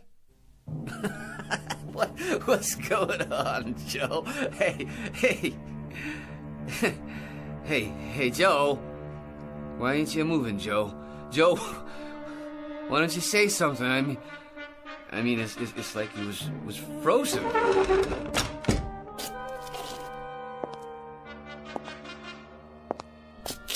What's with the TV? There was a game on. The guy started the pitch, and well, you look at that. The ball's just hanging there. Did the TV freeze up or something? Say, what is this? Something's going on. All I was doing was telling you about how bored I was, and then that crazy Gleep gives me this watch here, and I push the button on it like this, and... And you bore people to death, and then you start to make me so nervous my back itches. And...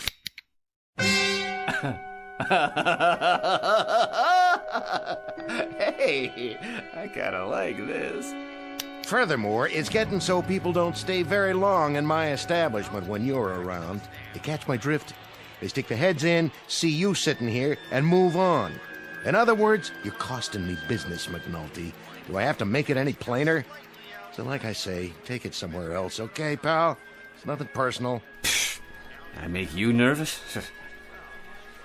You don't suppose this watch here... You know something, McNulty? You're the one guy who makes me wish they never repealed Prohibition. And you know what I think, Joe? I think this watch is a very unusual one. That's what I think. A very, very unusual watch. Huh?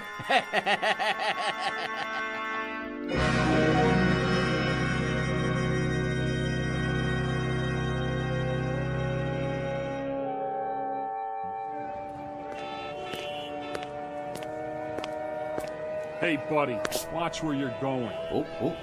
Sorry, sorry, my good man. Yeah, you should be.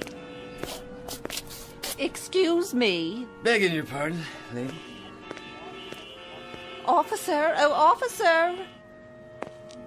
Yes, ma'am? That man over there, I think he's drunk. Oh, he is he? He bumped right into me. You can see the way he's staggering. He can hardly stand up. Oh, it's a disgrace. Well, no, we'll just see about that. Hold on there, fella. Yes, officer? Had a little too much to drink, did we? Well, I wouldn't say that. Not enough is more like it. Why don't you just go home and sleep it off? You'll feel better in the morning. Yes, yeah, of course. I'm on my way home now, as a matter of fact. Walking, are you? I'd say you're in no condition. You know, you're right, officer. I was just thinking about that. Well, get along with you now. Why should a man have to walk at all, right? He could fall down and get hurt. Now, here's an idea for you. You make the sidewalks out of rubber, huh? Think about that now, huh? No more injuries. You fall, you bounce right back up again. All the money the city could save. No more broken arms and legs to fix, while the hospitals would save millions. Not to mention the insurance companies. I think I better call you a cab. Okay. I'm a cab. You get it? You said I'll call you, and then I said, well... No more kidding now. None at all. I don't want a cab. In the first place, I never stop for you. And in the second place, it takes too long on account of there's too much traffic in this city in the first place. Am I right or am I wrong? You tell me that. I'm not telling you nothing. Now listen, if you can't afford a cab, the subway's right at the end of the block. Now run along. Either that or I'll haul you in right now. On what charge, may I ask? Public intoxication. Plus you're making a real nuisance of yourself. Now quit flapping your lips and get a move on, you hear? Of course I do, officer. I hear the wisdom of your words, and I have enjoyed this conversation immensely. A good evening to you, sir.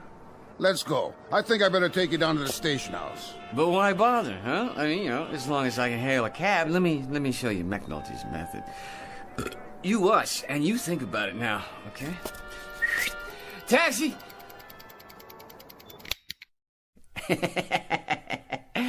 There, yeah. I think I can see a cab now.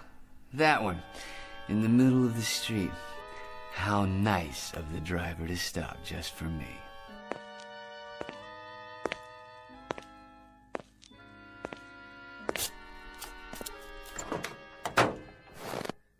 Hello there, driver. What, not speaking, huh? Well, let me see what I can do to fix that. What? Hey, who are you? How'd you get in my car? Never mind, I'm here now, aren't I? Okay, where to? Home, driver. Take me downtown by the shortest possible route, and you think about it now. Sure thing.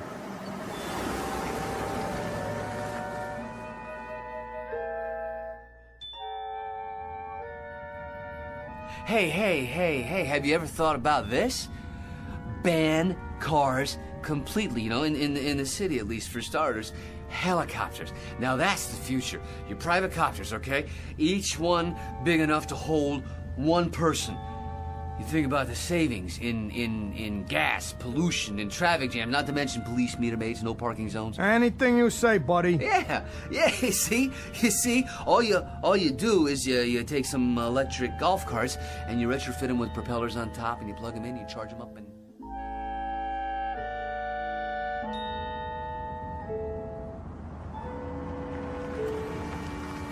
Here you go. This here is it, mister. Far as I go. Think I'm gonna pack it in for the night. Thank you, my good man. That's $17.80. How's that? The fare.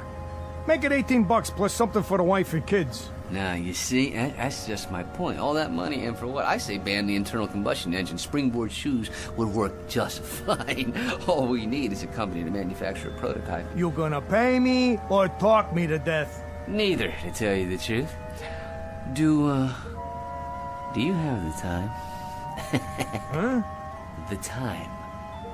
Here, let's have a look at my pocket watch, shall we? Have I told you about it yet? This is really a very unusual watch. A kind of, stopwatch. Literally.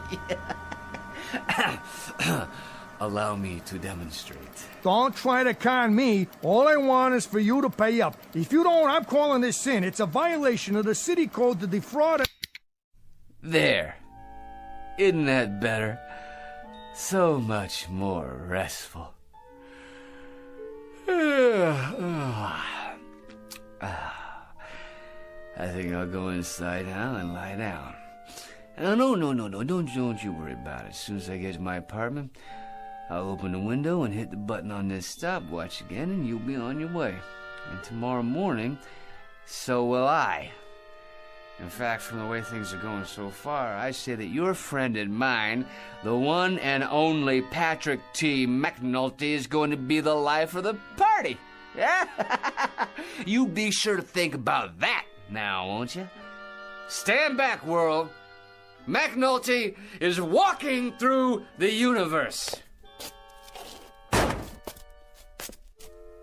Yes,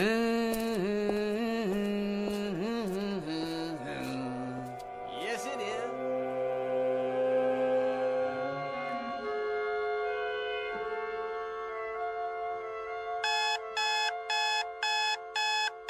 And a good morning to you, listeners. We'll be bringing you the Eye of All News at 7:27. Oh, forgot to turn the blasted alarm off. But for now, here's an update from Weather Central. Some overcast this morning with scattered clouds this afternoon. And now, back to this morning's casual concert with a swinging set. Wrong.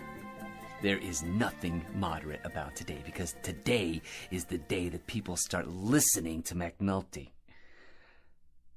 Unless it was some kind of dream. Now, where is that crazy watch? Aha! Here! Alright, now let's give it the old test. My kind of town. Millions of people going to work, no imagination.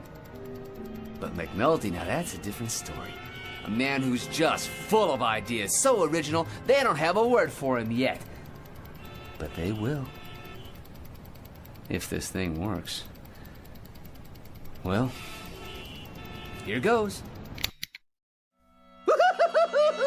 It's not a dream! It's not a dream! It's the goods! The real deal! This wonderful, gorgeous watch!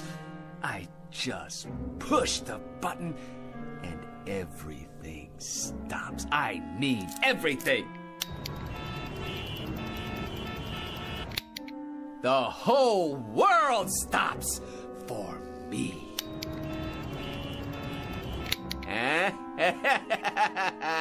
Get ready out there. McNulty steps up to the plate, he swings, and he swats it clean out of the park.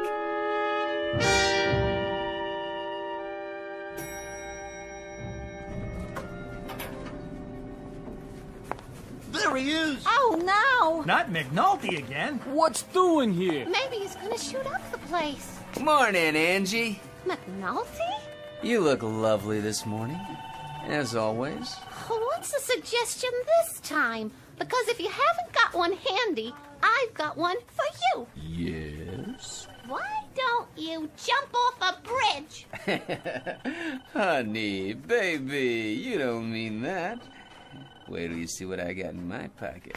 It'll put a dent in your eyeballs. Try the Brooklyn Bridge at midnight. You think about this now. You think about a stopwatch that, if somebody pushes it, everything stops in midair. Everything, huh? Huh? Think about that. Without a life jacket. McNulty, why don't you get lost? What's the point? You see this little gimmick?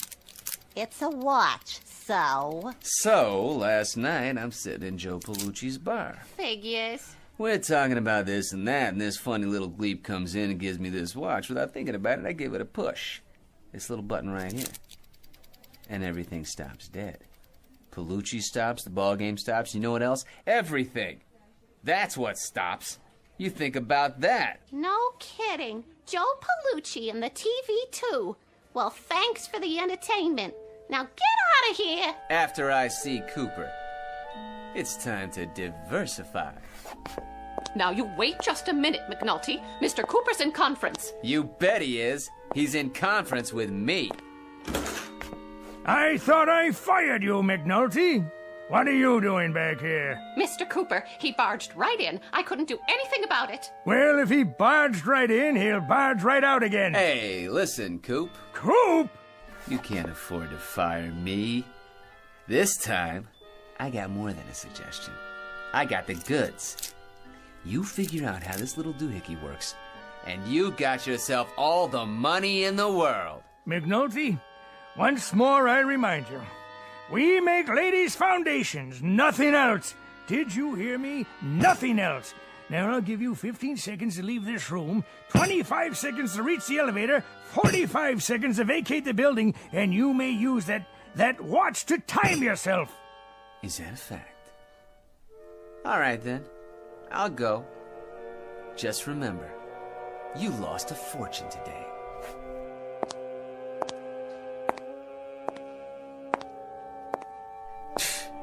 What a gleep didn't even let me show him. McNulty, if you're not out of here in 1 minute, I'll call the police. So, what am I waiting for? I'll show him anyway. I'll show you all! Hello, operator. Get me... Now, you put that phone down and come with me. That's right. In here. Right on Cooper's lap. How about that, huh? Nice coffee. Right in the middle of pouring it, huh? And you, hey, sweetheart. I like your typing. Don't your hands get tired up in the air like that, huh? Alright, so it's good for a laugh, maybe. There must be something else I can do with this thing. Miss Hinckley, what do you think you're doing?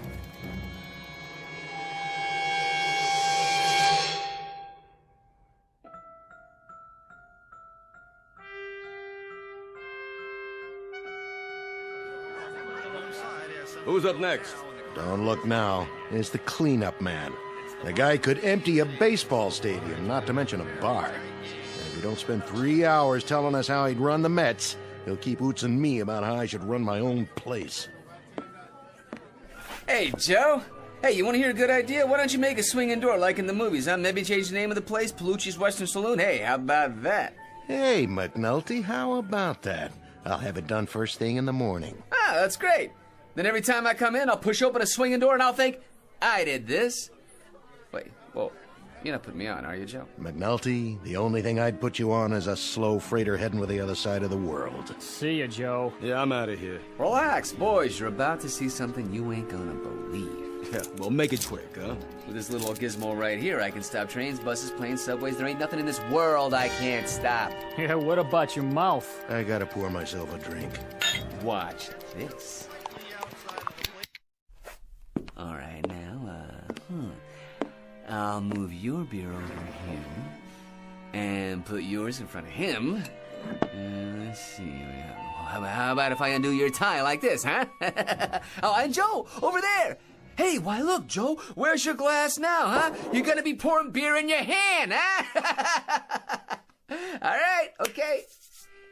Here we go again. Oh, what the... Well? Huh? Well? Ah, come on now. What do you think about that, huh? Think about what? What, are you kidding? You didn't see what I just did? Out of the way, McNulty. I want to make it home by the bottom of the 8th. See ya, Joe. Well, you done it again, McNulty. You emptied my bar. You drive more people out of saloons than Carrie Nation. Oh, I get it. Of course you couldn't see what happened. Of course you couldn't. How could you? You guys got froze. I'm the only one who sees what's going on. The only one. See? So I got the greatest conversation piece in the world, the greatest, and what does it do? It stops conversation. Well, so it shouldn't be a total loss. You should order up. But drink it fast, will you? The combination of you, the hot weather, and my business recession is more than I can take for one day. Hey, Palucci, look at me. What are you, some kind of sadist? Do you know what you're looking at? A jerk. A jerk, I'm telling you. A jerk, a nutsy. That's what you're looking at. You want to stop there or go for double or nothing? It's a fact. What do I want this thing for? I want to get a little notice, that's what. Well, let me tell you something, Palucci. When John D. Rockefeller got out of a car, why did people go up to shake his hand? I'll bite. Why? Because he had dough. That's why. Lettuce, the old Mizzou. J.P. Morgan walks into a bar. The head waiter almost breaks his neck trying to get a table ready. Why? I'll tell you why. Because J.P. Morgan was loaded. You think about that now. And you think about this. As of today, McNulty's gonna be loaded too.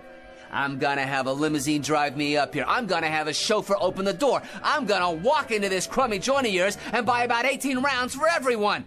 Huh? And then, just for a laugh, I'll buy you a mortgage. You don't mind if I don't hold my breath, do you, McNulty? Palucci, old pal, take a good long look. The next time you see me, I'll be the new McNulty. Why didn't you go the whole route and move to Honolulu? Palucci, tonight I'll be able to buy Honolulu.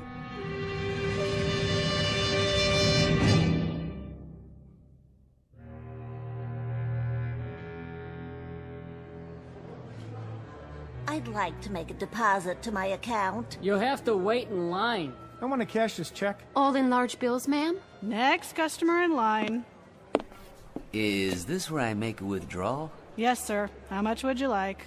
Oh, I don't know. How much you got? Sir? I'll take small bills. Lots of them. Just need your bank account number. Right here. Oh, you want me to get them for you? Oh, sure. No problem. Well, let's see. Oh, a bag of 5s. And some 10s. And, some 20s while I'm at it. Yeah, let's see. That ought to do it. Oh, don't worry, folks. It's only money. It grows on trees. That's what it does, right? It grows on trees. For me. Okay, here we go. 1, 2, 3. My watch.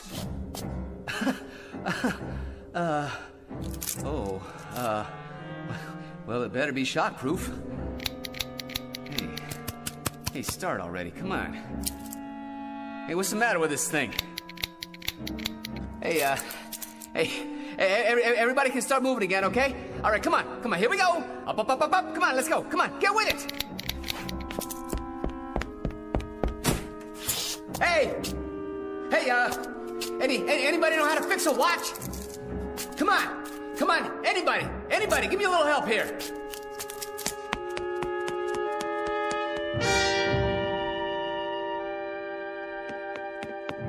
Joe, please do something, say something, go ahead, insult me. Please, won't somebody do something? Or say something, hey, please! Don't anybody know where I can get a watch fixed? I'm begging you, please. Hey! Anybody! Please! Please do something! Say something! Anything!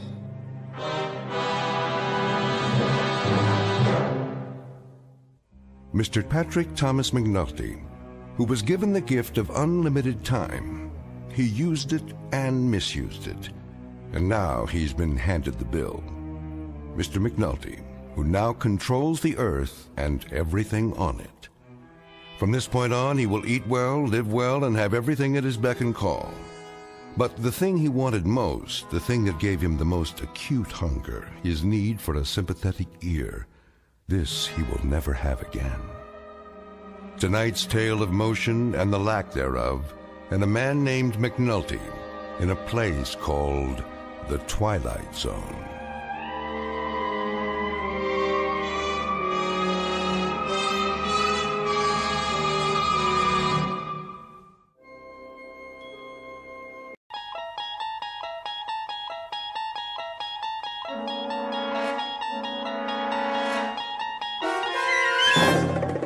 You're traveling through another dimension, a dimension not only of sight and sound, but of mind.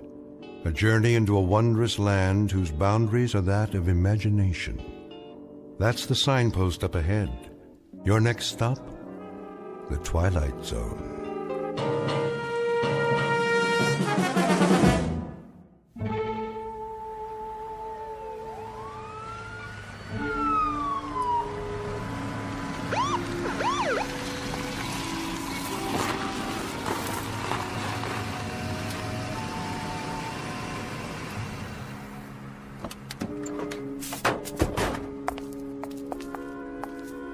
The address? Yep, 2719 Ye Old Curiosity Shop. This is it. Oh, officers, I'm so glad you're here. You the one who called, ma'am? That would be my husband. Jensen, the detectives are here.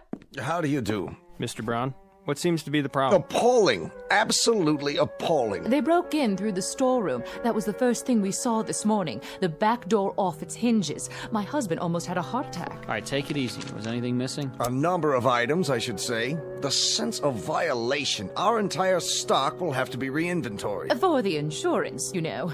Quite a number of items, a large number. Well, then I guess we'll have to take some pictures. Dust for prints. I consider it a personal invasion. The complete and utter disregard for boundaries for one's private space. You folks have a list of what was taken? Oh, we wouldn't know where to begin. So many things. A Queen Anne chest. What was in it?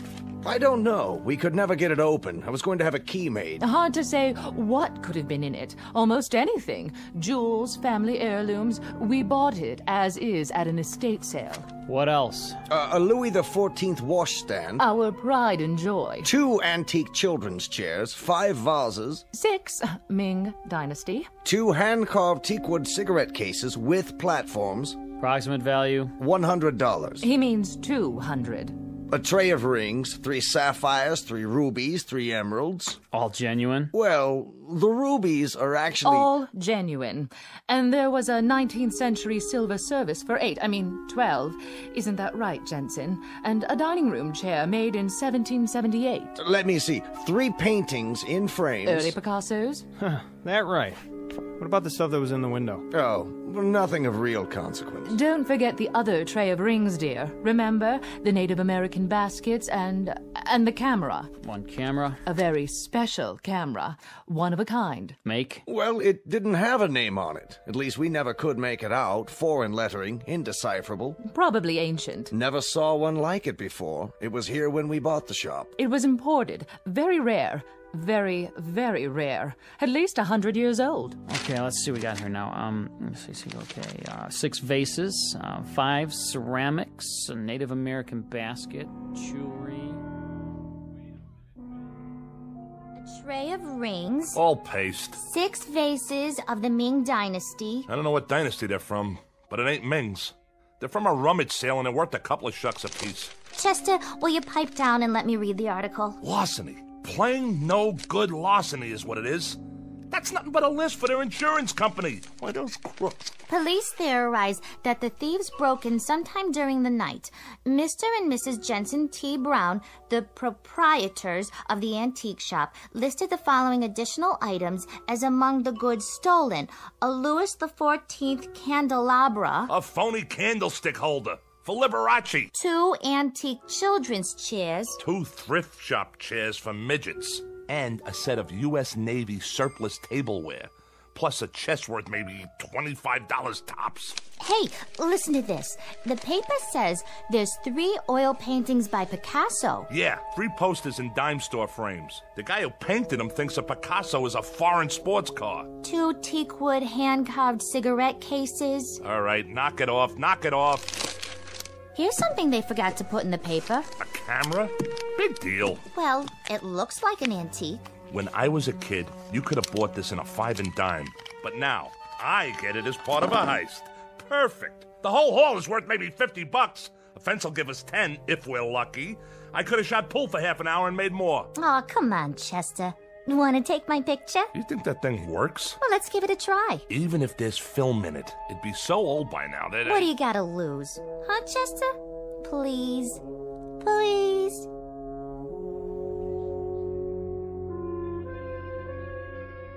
Scene of the crime, a hotel suite that in this instance serves as a den of thieves. The aftermath of a rather minor event to be noted on a police blotter, an insurance claim, perhaps a 3-inch box on page 12 of the evening paper. There's just one small item to be added to the list of loot. A camera. A most unimposing addition to the flotsam and jetsam that came with it.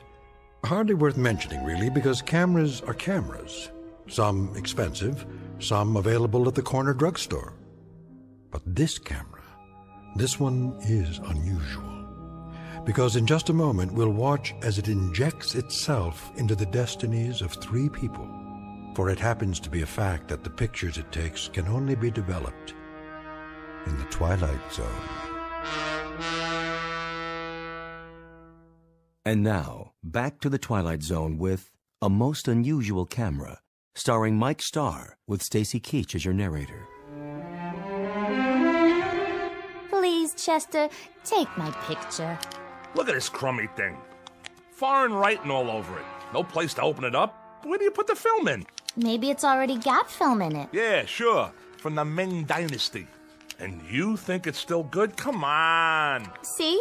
You look through the thing on the top here. Now, this must be the button here. Wait, let me pose nice. Hold it, baby. Say cheese. Ta-da! Perfect. Fits right in. Everything else for nothing, so we get a camera that's for nothing. You and your curio shops. My curio shops? You cased the place. You fingered it. You did all the planning. Oh, listen to Miss Culture over there, the patron of the arts. Never mind hock shops, she says. No, let's go up in life. Let's knock off a curio shop, because curio shops have nothing but objects of art worth a fortune. And who touted me?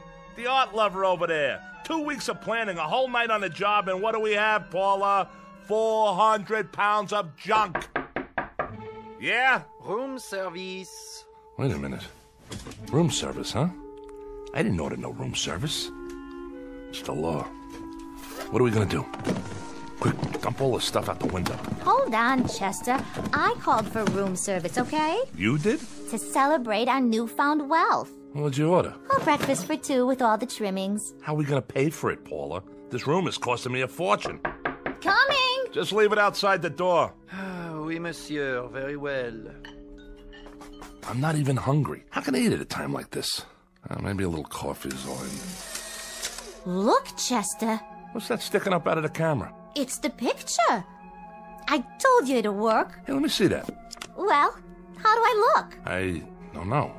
Picture came out fine, just fine, but... Isn't that nice? You take good pictures, Chester. Well, there I am standing by the window. Did you get a good look at this? And so clear. No flash or anything. And look how clear it is. Oh, wait a minute. Let me think. What's the matter with you? What's the matter with me? Paula, go over to the mirror. What? Go ahead. Now look in the mirror. You're missing a couple of buttons on your shirt? Go on. Now look. We look nice together, don't you think? We ought to get some pictures of the 2 of us. Will you look? So? What's to see? What you wearing? You like my nightgown, Chet? I got it special for you. I like the way it sort of clings to my body. What do you think? Right. Now, look at the picture. So, there I am, standing by the window wearing a what? A fur coat. Oh! Yeah, a fur coat, which you don't have. Huh. Looks like mink. One of those Ember Autumn Haze models. Real pricey. Could be sable. Nah, don't think so. It's a mink, all right. Chester, what am I doing wearing a fur coat?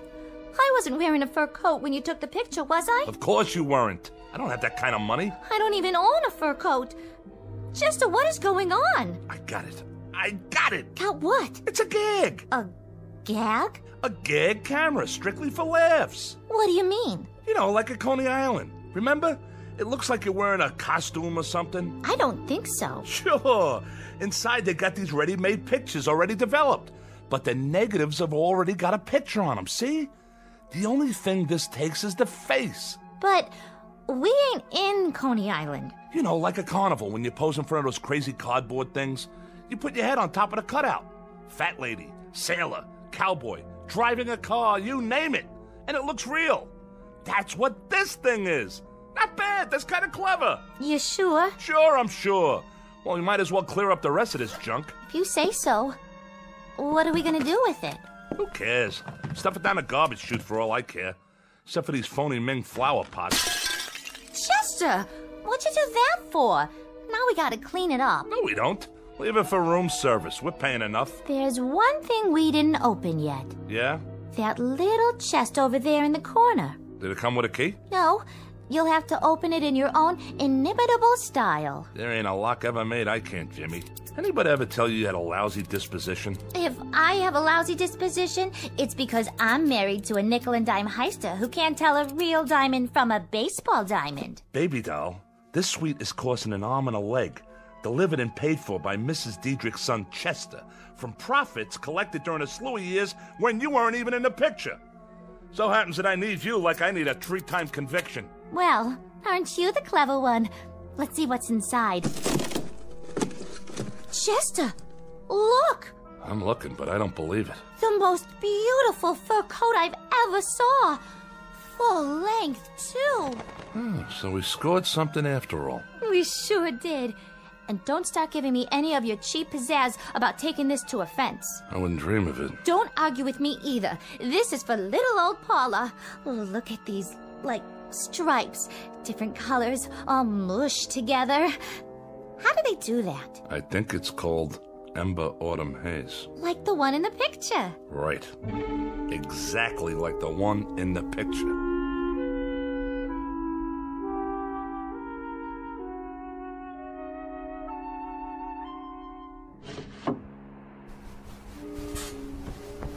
Come back to bed. In a minute. It's the middle of the night. Sure is, and I can't sleep.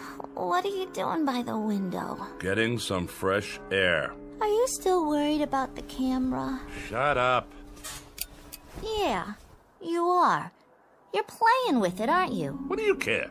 Leave the light off. It's hot in here. It's not hot. We got air conditioning. What's it to you? You can't just let it go by, can you? You want me to forget about it? Is that it? So it's a crazy camera. So it takes dopey pictures of things that aren't really there. That's not the point. Oh, yeah? What is the point? Sure, it takes dopey pictures. Pictures like things that haven't happened yet, but do happen. That's the point. So what do we do, Chet? One lousy picture and you get insomnia? It's a camera, that's all. Here, I'll show you. Did you just take a picture? There. See any lightning? What did you take a picture of? It doesn't matter. The wall, the door. All right, now drop it, why don't you? Let it alone. Forget about it. How can I forget about it? This thing comes from witches, maybe, or sorcerers. Look at the writing on it. It could be loaded with black magic or something. And what are you loaded with? Do you see anything? Where is the man with the horns who comes in with a bargain for your soul?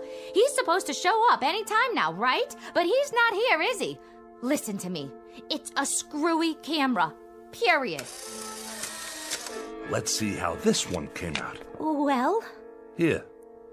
You tell me. It's my brother Woodward, standing by the door. That's who it is. It's that cheap, no-good brother of yours. But that's crazy. He's in jail. 7 years for breaking and entering, and that was only a year ago. So it's impossible. So was the fur coat, right, Paula? Oh, no. No, Chester. It's throwing us a curve. Maybe it's somebody who looks like Woodward. Chester, I'm scared. Feel my heart. I'm palpitating. A little palpitating never hurt nobody, and what's to be scared about? The thing has obviously gone tilt or something. Are you sure? Sure, I'm sure. Woodward's not here. Woodward can't possibly be here. Woodward won't be here. Woodward is serving time. He's 900 miles away in a cell block, and I don't care what that crazy camera shows us. Who's ever in that picture ain't Woodward. What's that? Shh! Somebody's trying to jimmy the door. Go see. Please, Chester. But be careful.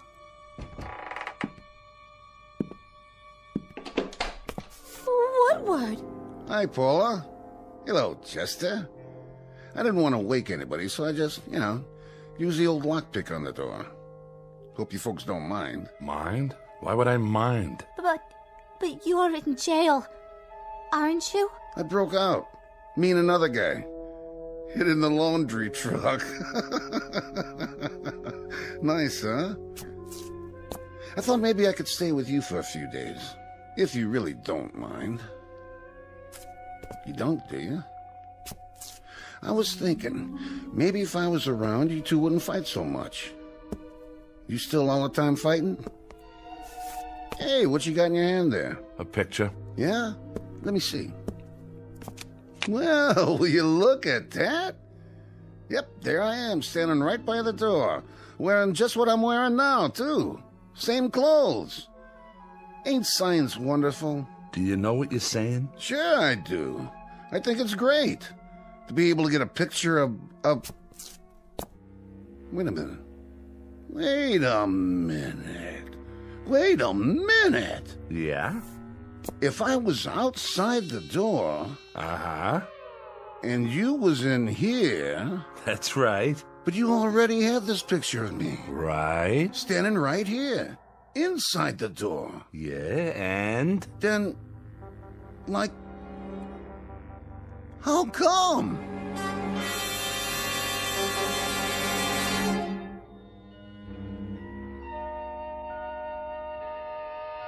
Sleep well, Woodward? Yeah.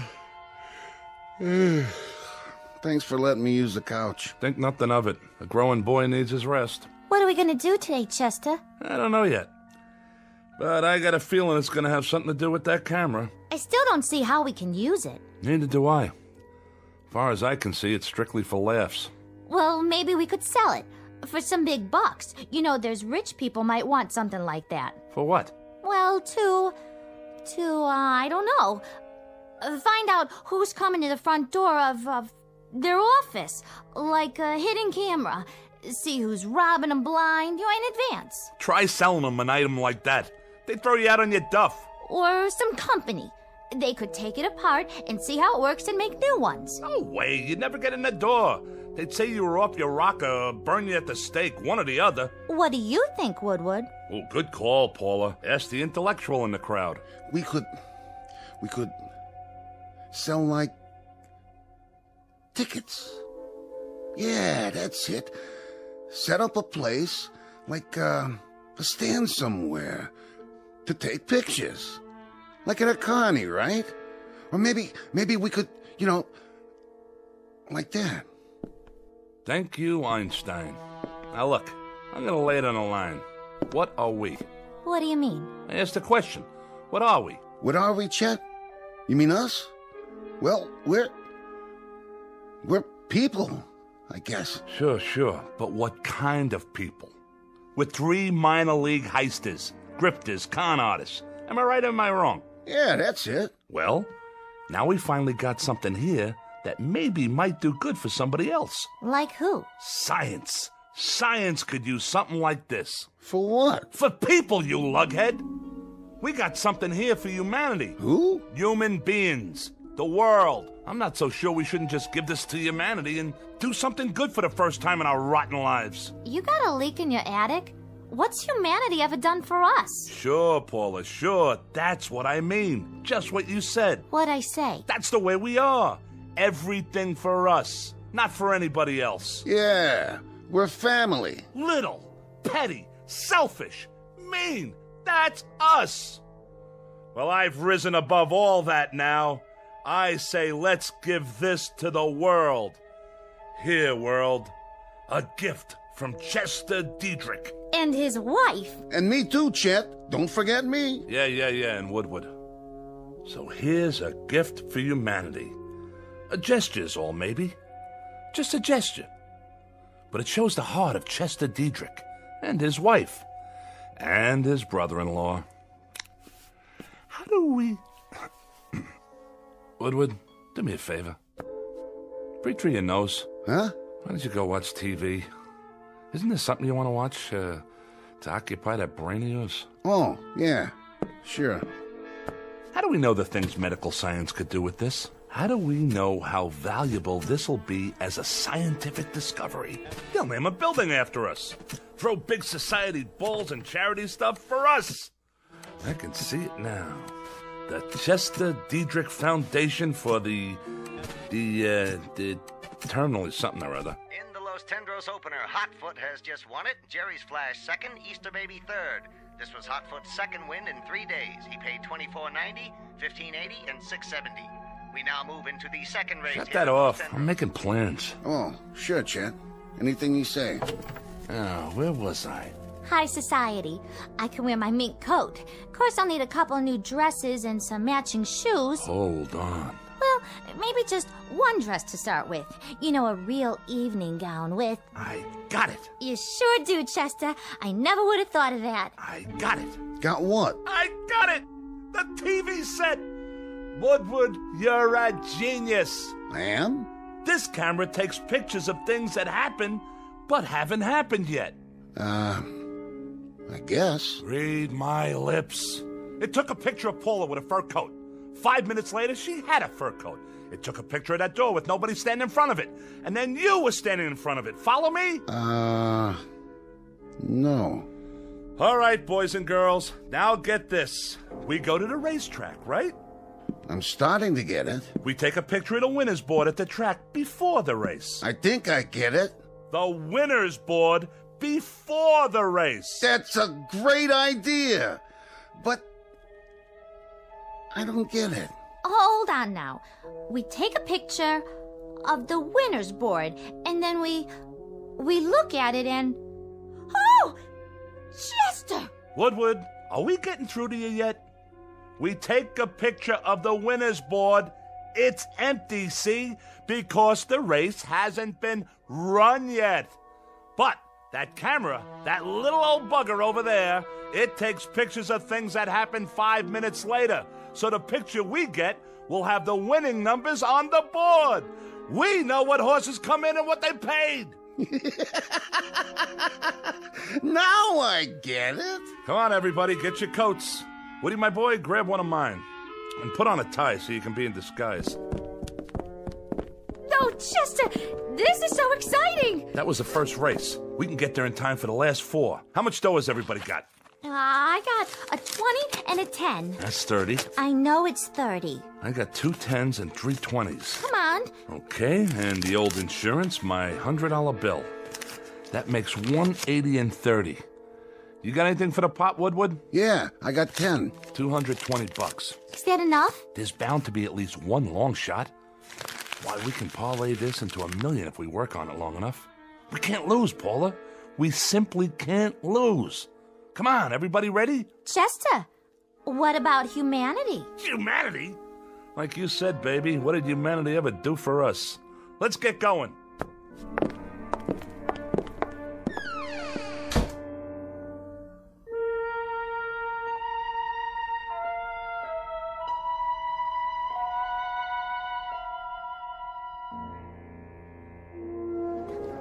Give me the camera.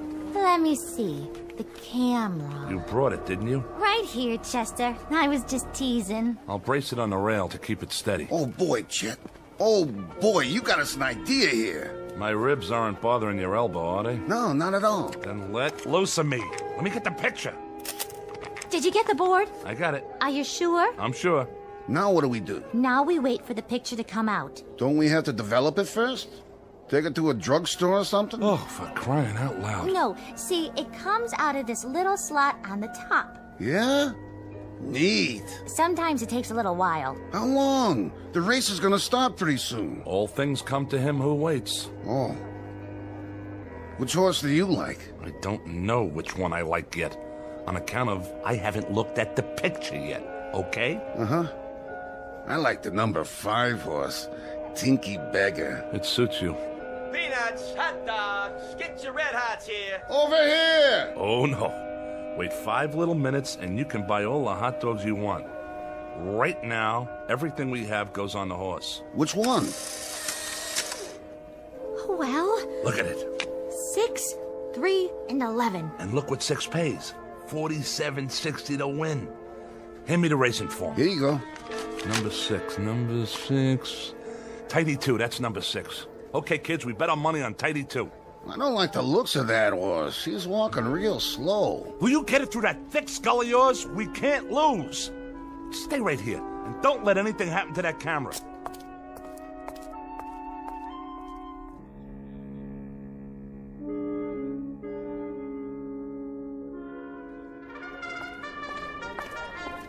What's your bet, sir? Put it all on number 6, the works. Number 6 it is. Here's your ticket.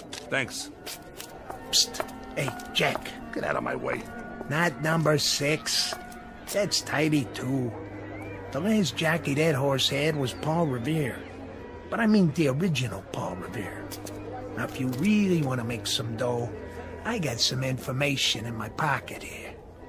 The goods on the last 2 races, and all I need from you is cash. You and me could go partners and really make ourselves a bundle on this. I got a tip for you. Bet anything but number 6 so you don't lower my odds. See you later, Jack.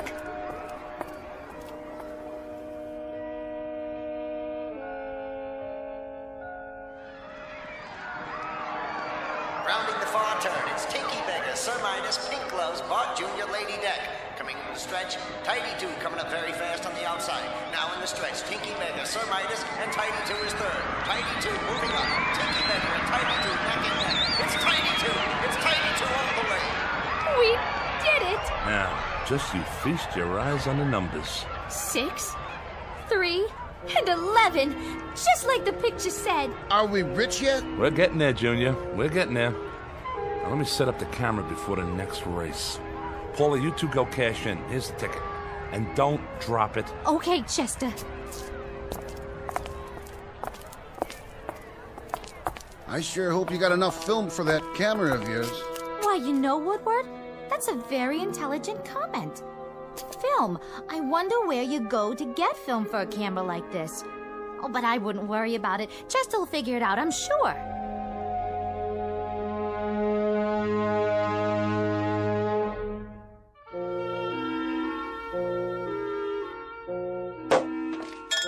Want another glass, Chester? Not now. I'm on the phone. Yeah? Yeah, but when can I get a delivery on something like that? No. I don't want the black one. It's gotta be yellow with black upholstery. Spoked wheels, Continental kit on the back, dual exhaust, power everything, the works. You got that? Now when can I get a delivery? All right, then order it. No. I'll pay you in cash.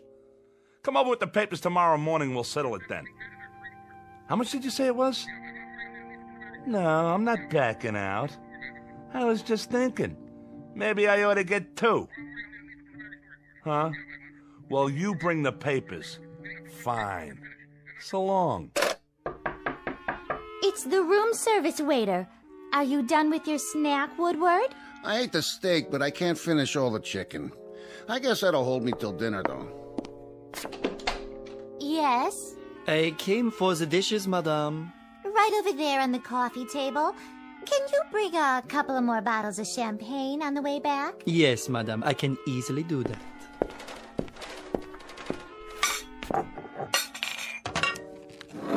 Hey, Get your hands off the camera. Let him look at it. Bet you've never seen anything like that, Pierre. Mais non. Most unusual, sir. Isn't it, though? You don't know how unusual. But what do you do after your 10 pictures?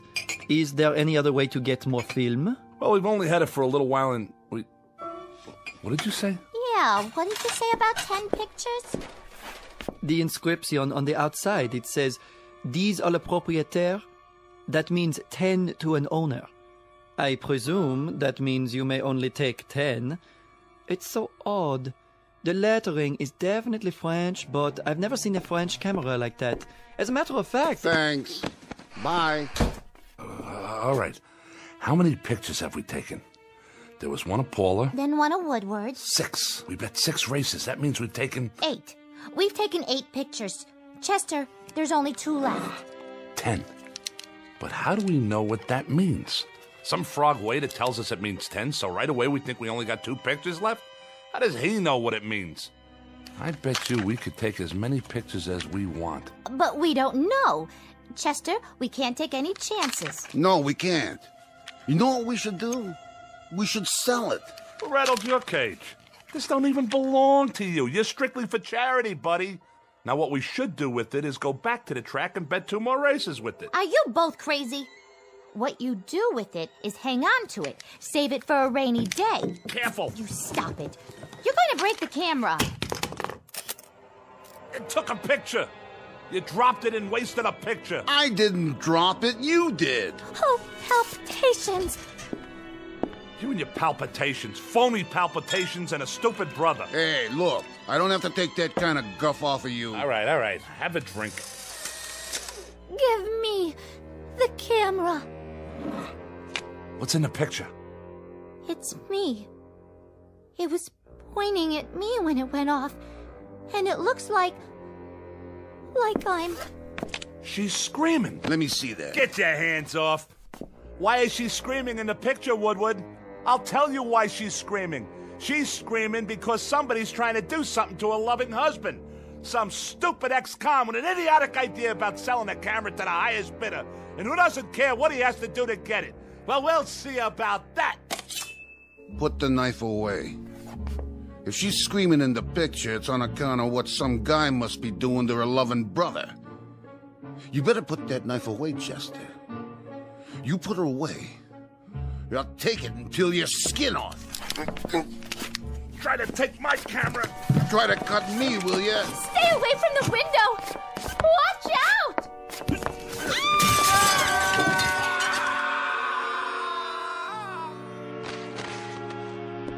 Oh, Chester! Chester, my poor darling husband! And Woodward! Woodward, my brother, my flesh, my very own flesh. I'll die. I will simply die. There's nothing left for me now. Except this suitcase full of money.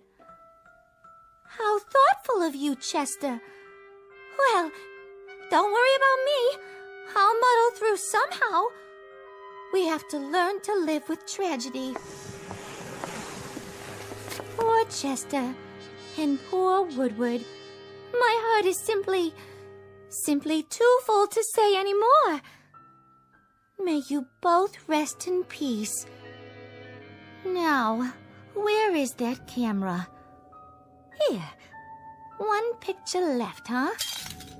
1 more picture to remember you boys. For posterity.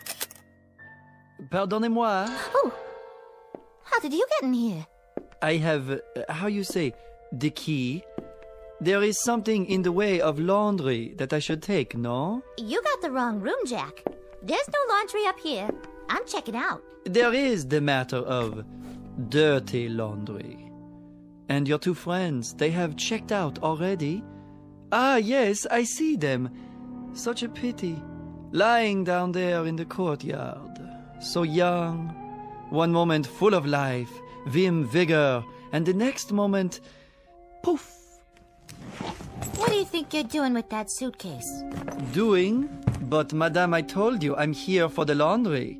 I'm, how do you say, cleaning you out. You're cleaning me out? And while you're doing that, Jack, what do you think I'll be doing? Well, I'll cue you, buddy. I'm gonna be calling the cops. Cops? You mean the gendarmes?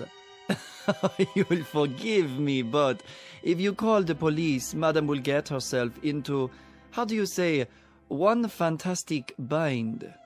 Dear lady, I know all about you. I did some checking.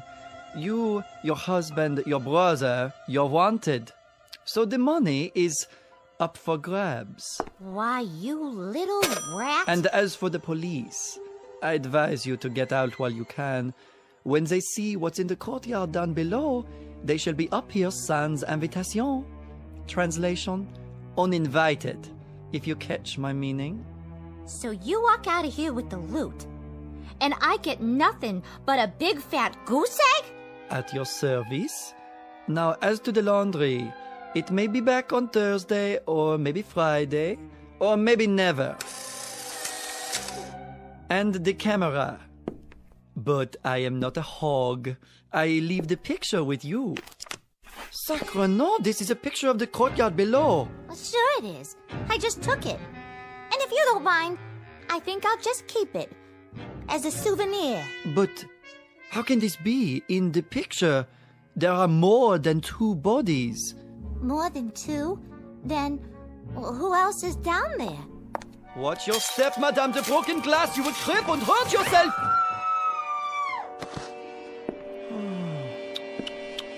Yes, there are more than 2 bodies, just as the picture shows. 1, 2, 3, 4. That is impossible. Wait, let me see. Oh, the camera! There it is. I can see it from here. If I lean out a few.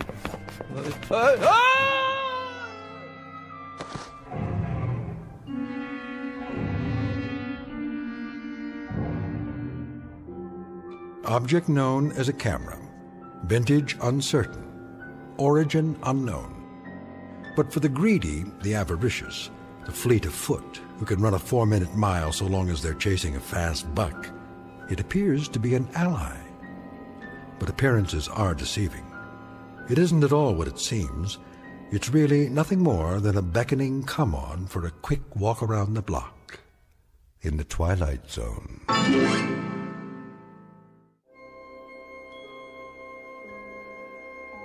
Hi, this is Carl Amari, producer of the Twilight Zone radio dramas. I'd like to take a moment to tell you about our official website at twilightzoneradio.com, where you'll get the latest news and information on these Twilight Zone radio dramas. Plus, at twilightzoneradio.com, you can digitally download 3 free episodes or any of our episodes for only $1.95 each. In this age of ever-changing technology, we've decided to make these episodes instantly available to you by making the Twilight Zone radio dramas a digital download-only series. This means that this series will no longer be offered on CD. The CD collections at our website are now being offered while supplies last at buy one, get one free. So be sure to get your favorites before they're sold out. Be sure to visit us often, and I'll see you in the zone.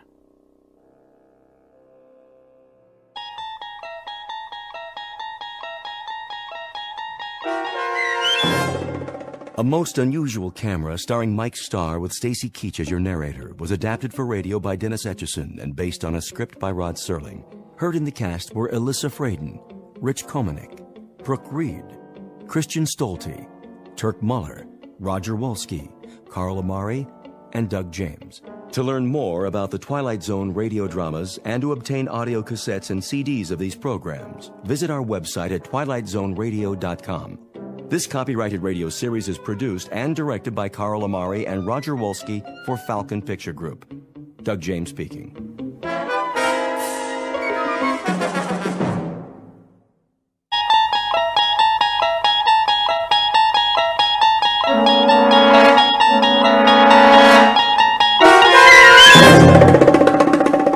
There is a 5th dimension beyond that which is known to man.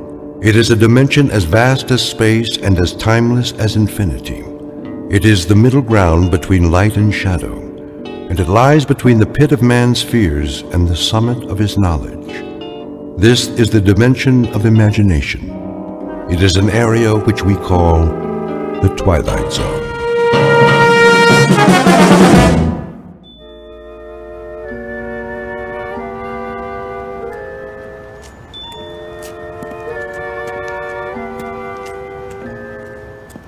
This must be the place. Okay, Rocky, quit stalling and do it. Yes. Hiya. Sorry, we're closed. Is this the Southside Loan Company? I said we're closed. Well, don't look like it. Well, I was about to turn the sign around. This'll just take a minute. Come back tomorrow. Well, see, that's just it. I can't come back tomorrow. 9 to 6, Monday through Saturday. Say, you got a nice shop here. A little bit of everything, huh? Bring in the merchandise. No radios, typewriters, or fishing poles. I pay top dollar. You do, huh? I have to lock up now. Bet you got a lot of rings, jewelry, watches, stuff like that. All in the safe. Bye now. The safe, huh? What about this vase? Worth plenty, I bet. I told you. I'm closed for the night. What do you want, anyway? Just this.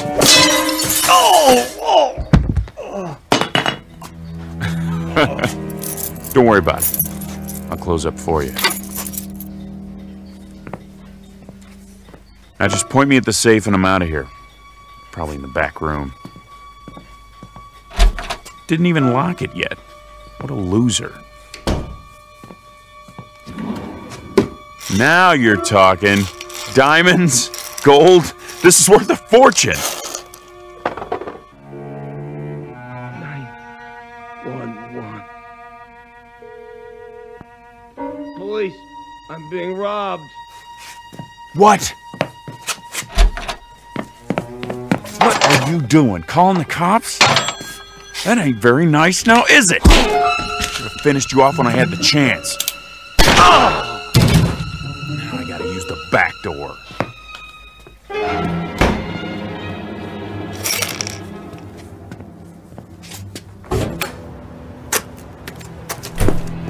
Hold it right there.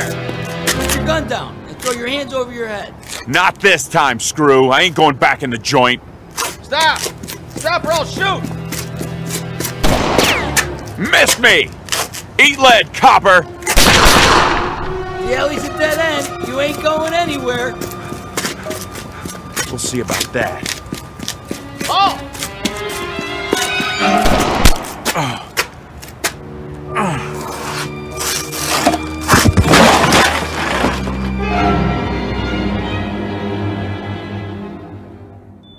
Portrait of a man at work. The only work he's ever done. The only work he knows. His name is Henry Francis Valentine, but he calls himself Rocky because that's the way his life has been. Rocky and perilous and uphill, at a dead run all the way. A thin, pale, stubby fox of a man who has eluded the hunter until tonight. He's tired of running, of wanting, of waiting for the breaks that came to others but never to him. Now he thinks it's all over, but he's wrong. For Rocky Valentine, a new career is just beginning in the Twilight Zone.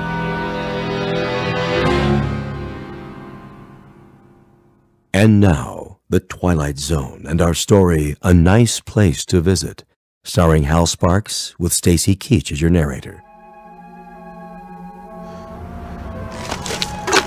Mr. Valentine? What? Mr. Valentine. Who are you? I'm known as Mr. Pip. Can I help you? Get your hands off me. Didn't do it. How do you know my name? It's my job to know everything about you, Mr. Valentine. I hope you don't consider me presumptuous, but I see that you're in need of... You a cop? Oh, no, no, no. I guess not.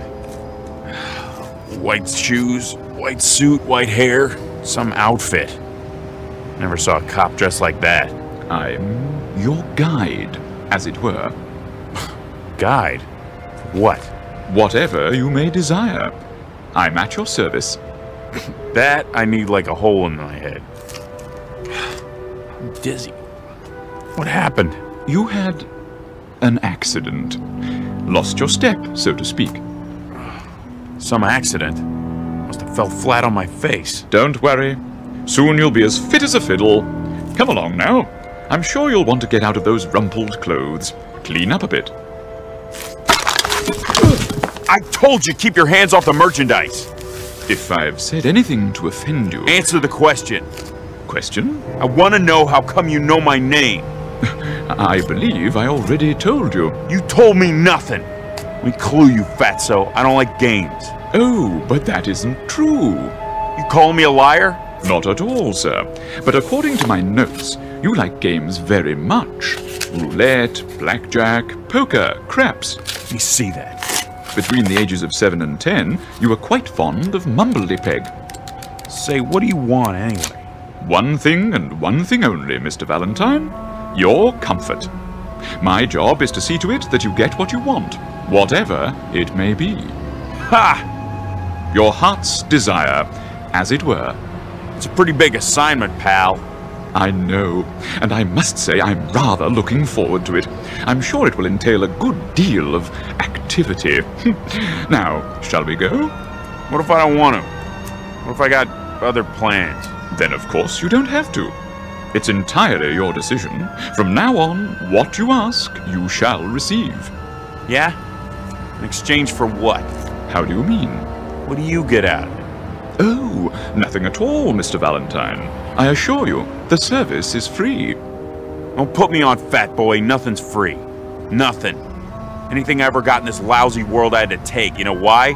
Because there wasn't nobody going around passing out favors. I'm sure there wasn't. So what's the pitch? You want me to pull a job for you? Is that it? I'm afraid you don't understand. No? We'll see about that. Guess what I got in my pocket? I'm sure I wouldn't know. A 38, that's what. Take my word for it. If you like.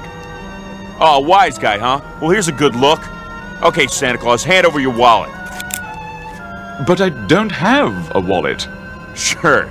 Tell me another one. Honestly, wait, Mr. Valentine. It isn't really a wallet you want, is it? I do carry petty cash. Take it out. Real slow. Certainly. Here you are. Give me that. 3, 4, 5, $700. Will that be enough for now? You got more where that came from? Oh dear, yes. As much as you want. I don't believe this. Now, shall we go? Yeah. Oh, and Fats. Yes? We'll try nothing funny. I wouldn't think of it.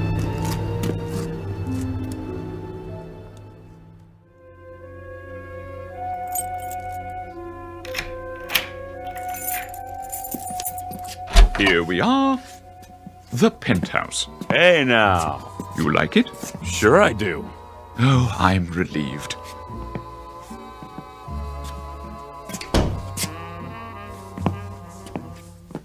Some pad, all right. Lots of mirrors, a bar. Look at that stereo. This is class, man. Real class. Chinese modern, I believe they call it. I was afraid you might find the red velvet walls a bit much. Not on your life. Who's it belong to? Some crooked politician? Why, it belongs to you, Mr. Valentine. That is, if you approve. You kidding? This is to die for. Of course, we can make any changes you wish. I wasn't sure about the pool table, but I thought we'd give it a try. Mr. Valentine, are you all right? You mean all this gets thrown into the deal? There's no need to negotiate. It's already in the deal. Look here. What? Didn't you notice what it says outside the door? Read the nameplate. Henry Francis Valentine. You see? This is now your residence. No kidding. Now, if you'll please follow me. And this is the master bedroom. Wow! That's a real king-size bed, huh? Emperor size. I dig the mirrors in the ceiling. Bathroom in there. Now then, I'm sure you'd like a change of clothes, freshen up a bit? Yeah, sure, but first you gotta give me the pitch. I thought I explained. Come on! The gimmick, the angle, the catch! What do I gotta do for all this? Nothing. I can't tell you any more than I already have, honestly. Alright, I get it. You're just a goon. I am? Messenger boy, servant. You work for somebody, right? Well, yes, in a way. When do I get to see him? See? Mr. Big, your boss. Oh, I really couldn't say. Okay, goon. That's fine by me. I can wait. So what's next? As I was saying, this is your wardrobe. I hope you'll find something that suits you. That's pretty funny. Suits. Regular comedian. How many you got in here? Oh, dozens, hundreds perhaps. I haven't counted them. Something for every occasion. Any particular color or style? Nah. I don't care. You pick it. Oh, I could hardly presume to do that, sir. However, keeping in mind your taste, let me see. Perhaps a nice pinstripe, if the lapel's at your liking. It'll do. And to go with the dark material, a nice tie. I believe your favorite color is yellow. Mm-hmm. Splendid. It should go well with, let me see, a new pair of brown shoes, like the ones you have on. Well, sir? Make up your mind. What's the matter? You got no taste? My taste doesn't matter. Perhaps these, a smart black and white pair with tassels and pointed toes. Fine. I'll just lay your selections on the bed. Shirts, socks, and underclothes in the drawer. Quite a large stock. And in this ebony case, a selection of jewelry and accessories. Jewelry, huh? Let me see. Cufflinks, tie tacks, rings, watches, a little bit of everything. I'll draw your bath. Yeah, you do that. You do that.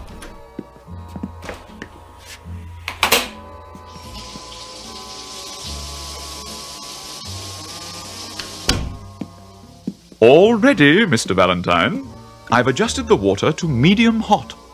Hey, between you and me, Fats, who do they want me to bump off, huh? Must be somebody important, you know? A real VIP. Oh, no, sir. As I've already explained. I know it's free because I'm such a good guy. I'll leave the room while you bathe. Sit right there and wait. Yes, sir. I'll be out in a couple of minutes. Take your time. Please. Hey, Fats? Yes, sir? Don't try anything while I'm in here. I got my gun with me. One wrong move and you're Swiss cheese, you understand? Perfectly. When I tell you, pass in my new clothes one at a time. Absolutely. And no funny business.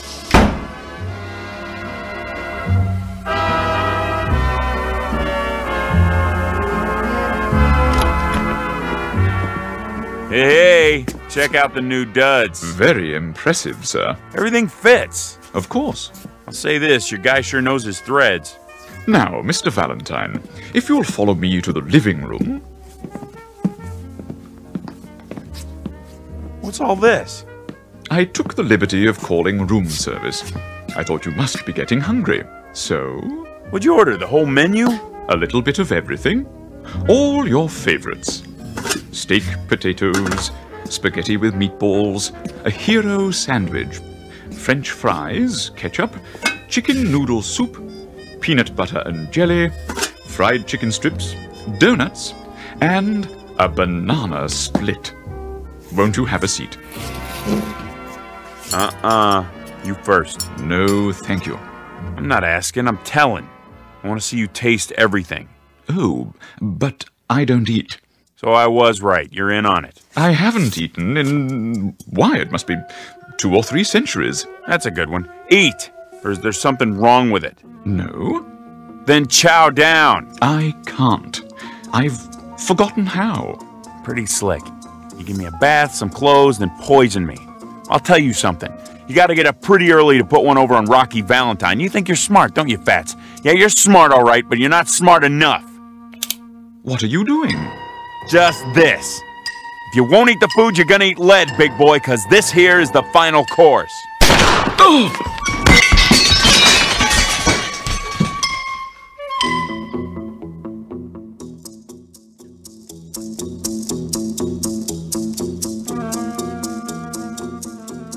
You have me at a disadvantage, sir. I didn't expect the bullets to have such impact. I'll clean up the broken dishes. You got a bulletproof vest under that white suit, huh? Pretty slick. Okay, let's see how your head holds up right between the eyes. Mr. Valentine, please. Huh? I couldn't have missed, not at this range. That's just it. You didn't miss. Maybe there's something wrong with the bullets. Try that mirror over there. Mr. Valentine, perhaps you'd like a drink. Yeah. Yeah, good idea. Where's the scotch? Here. Hold on. Where'd this whiskey come from? It wasn't here a minute ago. I know. I provided it in case. What do you mean you provided it? What are you, a magician? What's going on? This ain't no regular apartment. Where am I? You might want to sit down. Yeah. Okay. Mr. Valentine, do you remember when we met earlier this evening? I told you I was, in a sense, your guide. And you said you needed a guide like a hole in the head? Yeah. Well, as a matter of strict fact, you had a hole in your head only a short time ago. What are you talking about? A bullet hole. The policeman, remember? In the alley. They yelled for me to stop. And I didn't, but they... You mean I'm dead? Why, yes! By Jove, you've got it! Then if I'm dead, all this stuff, the penthouse, the booze, the free clothes... I must be in heaven. You're my guardian angel, right? Something like that? Yes, Mr. Valentine, something like that. But and I can have anything I want. Anything. Big talk, Fatso. Let's see some proof. Proof? Real proof. Right now. I want money, moolah, simoleons, cold hard cash. I gave you what I had in my pocket. Chump change. I'm talking about real money. Make it $1 million. $1 million?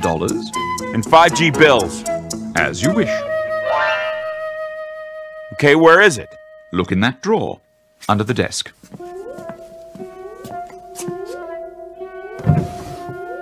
You're putting me on $1 million bucks. But what am I supposed to do with it? I don't want to spend it all by my lonesome. No? That's no fun. I need a chick. I take it you're using a slang term. A broad, a dame, you know, make sure she's stacked. Curves all over the place, you dig? I'm not sure. Let me spell it out for you. Beautiful. Oh, now I understand. So, when does she get here? Hi. Hi. Who are you? I mean... My name's Lita. What's yours? You did good, Fats. Real good. Thank you, sir. Do you mind if I dance? Go right ahead. When I hear music like this, I don't know. I get this feeling and I have to move my body. Me too. May I have this dance? I thought you'd never ask. Hiya, doll. Hi, yourself. Call me Rocky. Now I know I'm in heaven. Will there be anything else? Not right now, Jeeves. Very good, sir. But hang around. I might need you later in case I want more. Of course, Mr. Valentine.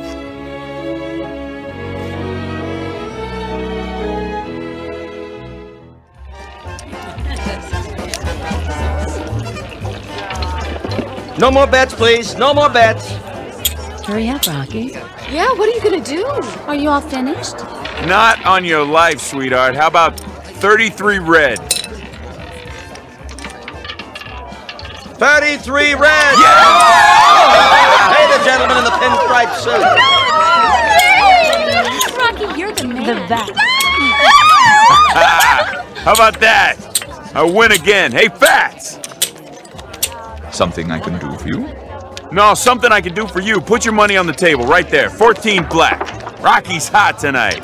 Am I right, dolls? You sure are. He is. He's a winner. I'm afraid I don't have any money.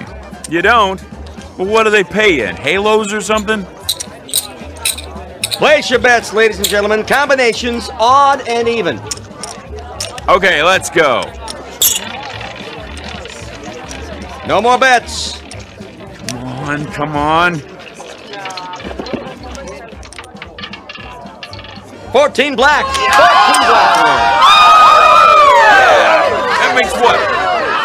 80 grand. Closer to 100.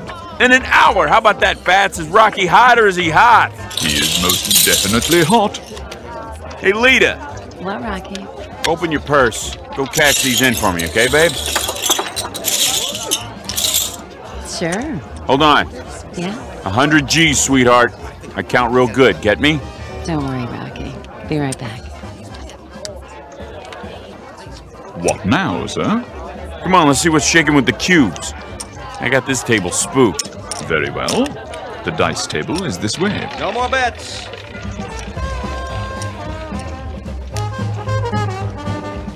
Oh, there's a slot machine. You want to play, doll? Can I? Sure. Here's a silver dollar. Wait a minute. I'll put it in for you. I got the magic.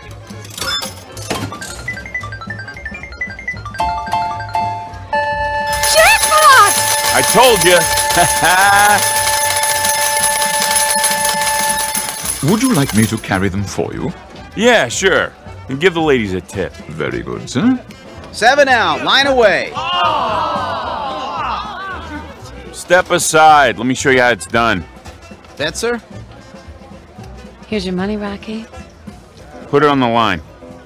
All of it, sir? Why not? When you're hot, you're sizzling. Money talks. Get your bets down. Hard ways, horn bets, any craps. Breathe on them for me, doll. Sure, Rocky. New shooter coming out. Yo, 11. Hello. Here you go, doll. Go get yourself a new dress or something. Something skimpy. Gee, thanks, Rocky. How much loot we got? Approximately 200,000. Bet, sir? Let me see. Give me a proposition. How much for another 11? 16 to 1. Put everything on 11. Maybe you should hold some back, Rocky. Don't make me laugh. I'm gonna buy and sell this joint. Same dice. Yes, sir. Guess them for me. If you say so. Same good shooter coming out, looking for a point. Yo, 11. Winner, frontline winner. I'll have to get you a briefcase for your winnings, sir. You do that, Fats. Get 2. Get a whole bunch of them. I ain't stopping now, not the way my luck is running. Never had a night like this. Place your bets. Okay, buddy, let's do it again. Same bit, same bet. Hey, I'm dry as a bone. Anybody getting me a drink or what? I'll get it for you, Rocky. Me! Pressing 11, all bets down. Come on now. Like the song says, luck be a lady.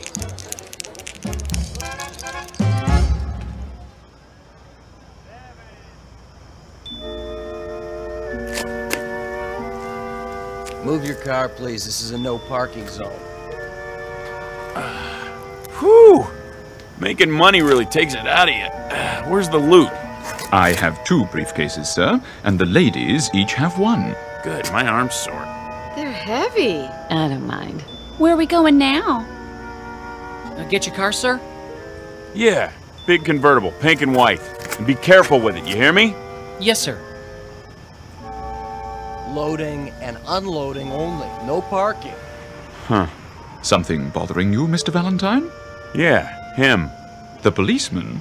He's only doing his job, maintaining order. Lousy screws. Think they're the king of the hill just because they got a badge and a few lousy inches? How do you mean? Every cop I ever see is about 6.5 feet tall. Look at him. Lording it over everybody. Oh dear, that was indiscreet of me. I should have realized. Not your fault. Oh, but it is. I'll fix it for you. Officer, Yeah. come over here for a moment.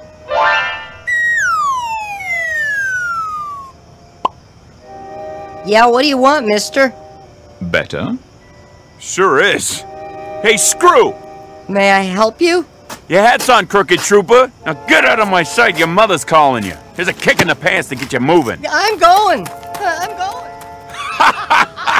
Look at him running on those little legs. I sure showed him, didn't I?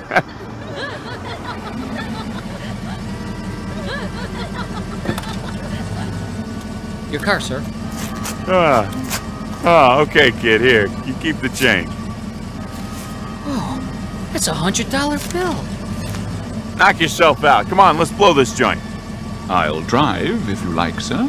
I like. Okay, Fats, put the pedal to the metal. Whatever you wish, Mr. Valentine. Your broad's in the back seat, hang on. Should we fasten our seatbelts? Maybe we better. It wrinkles my dress. Hey, what do you say we open her up and see what this baby will really do? Very well. We're gonna crash. Not on your life. I got all the luck tonight. Punch it, Pip. Man, this is really living, huh? In a manner of speaking, Mr. Valentine. In a manner of speaking.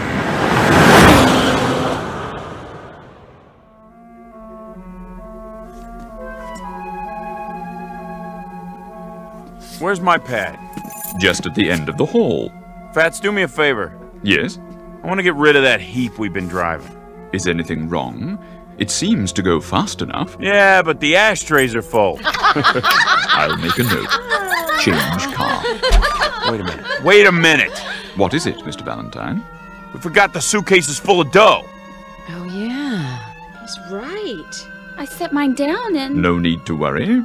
After all, you can win it back tomorrow. Yeah, that's right. Hey, girls, go on inside. I want to talk to Fats. Okay. Sure, Rocky. We'll wait up for you. What's on your mind? How about tomorrow we look up some of my old buddies, like Mike Fink and Matt Gorman and Silky Armstrong? What's the matter? Didn't they make it? Oh, it isn't that, Mr. Valentine. It's... Well, you see, all of this is your own private domain, as it were. It was made for you alone. What about the broads? I mean, they're extras, like in a movie? In a sense, yes. Everyone here is, except, of course, you and me. Oh. Well, we'll just party it up tonight anyway. You too, of course. I'm not permitted, sir. Why? Angels ain't supposed to have fun? Come on, who's to know? Sorry, sir. Man, you really pulled rough duty with this job, didn't you? It has its compensations. Hey, Fatso, let me ask you a question. Go ahead. Something's been kind of bugging me. Don't get me wrong. I ain't ashamed of my life. You know, anything I did, well, I did it because I had to. You understand? Perfectly. Of course, I ain't saying I was the greatest guy in the world. Maybe I made a few wrong moves, but, you know, like a shrink said one time, I'm sort of a victim of my environment, you know? Can't get away from that, right? Whatever you say. I never got a break, you know, never. Old man a drunk, old lady a tramp, no lousy dough in the house. I mean, what do they expect? I should grow up to be president? The thing I want to know is, how come they let me in here? I thought this place was for school teachers and like that. Oh, we have some school teachers here, Mr. Valentine. Well, must have been something real good I did once, something that made up for everything else, huh? Yeah, maybe that's it, but what was it? What'd I ever do that was good? So, how do I find out? We have a hall of records. It isn't far. Perhaps you would like me to take you there. Are they open now? They're always open. Let's go. Wait, what about the dolls? Don't worry, sir. Something tells me they'll fend for themselves till you get back. Right this way. I'll ring for the elevator. Will you look at this? The files are over here, sir. It's the biggest room I've ever been in. You can't even see the ceiling. Strictly speaking, there isn't one. Valentine, The V's should be in one of these cabinets. How'd they get all the fog on the floor, like some kind of movie? I'm afraid the movies are only a pale imitation. Here, this should be the one. V. Ah, here it is. Henry Francis Valentine. That's me. Born Brooklyn, New York, cried a lot as a baby. I did? At age 6, tortured small dog. Well, why not? It bit me. At age 7, began stealing toys from dime store. Age 8, organized street gang known as the Angels. How about that? Great bunch of kids. That's what we called ourselves, the Angels. Can you believe it? Age 9, broke into bicycle store. Age 10, beat up smaller child, hospitalized with injuries. Hey, what is this anyway? Your permanent record, sir. But it goes on for pages and pages. Nothing but all the bad things I ever did. It's thick as a book. I don't get it. Get what? You don't think there was a mistake, do you? Not likely. Then don't figure. Where's the good stuff? I wouldn't worry, sir. I'm sure the record is quite complete. Well, hey, if it don't bother him, then I guess I ain't gonna let it bother me, you know what I mean? I believe I do. Seen enough? Yeah, plenty.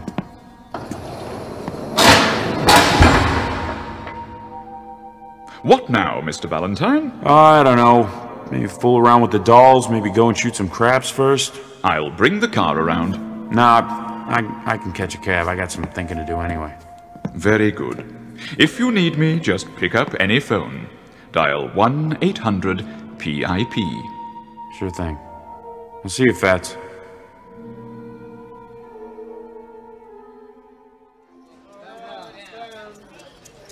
Place your bets, hard ways, any craps. Put it all on double sixes. All of it? You heard me. Yes, sir. All bets down. Same good shooter, coming out.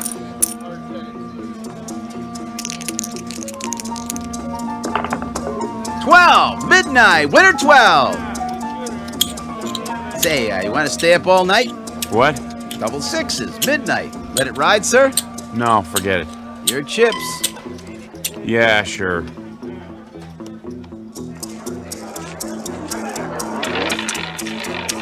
Lucky 13. 13 it is. No more bets. 13 red. Pay the gentleman with the yellow tie.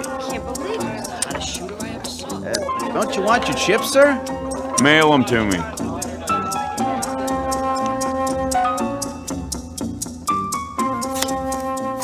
Okay, pick up your hand. That's it. How many cards you want? I'm okay. How about you? I don't need any either. Lita, how many? I think I'll play these. Dealer stance, Pat. What do you got? Huh? Now's the time when you lay them down. Oh. Let me see. I got a full house. Great. What do you got, doll? I'm not sure. I'll tell you. Looks like a straight flush queen high. Oh, is that good? It's great. It's just great. Lita, show me your cards. But everybody will know what I have. It's okay. Yep, you got her beat. Straight flush king high. I win. Not so fast. Any other game you could bet the farm. But here, read 'em and weep. I got a royal flush. You win again, Mr. Valentine. Yeah, I know already. That's all I ever do in this nutty place. Win, win, win. Is there anything else you'd like us to do? There must be something. Nah, get out of here, all of yous. Sick of looking at you. Can we come back later? Don't call us, we'll call you. Go on, scram. Now what am I supposed to do? Play tiddlywinks? Maybe a game of 8-ball. Nah, straight pool.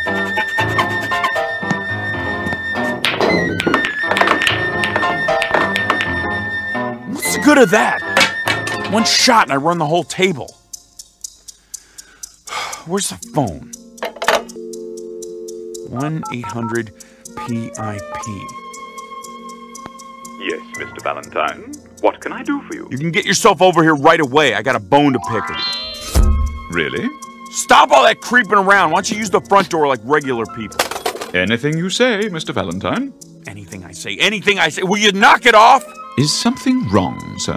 No! Nothing's wrong. Everything's peachy. Look, I've been here for a month and I can't take it anymore.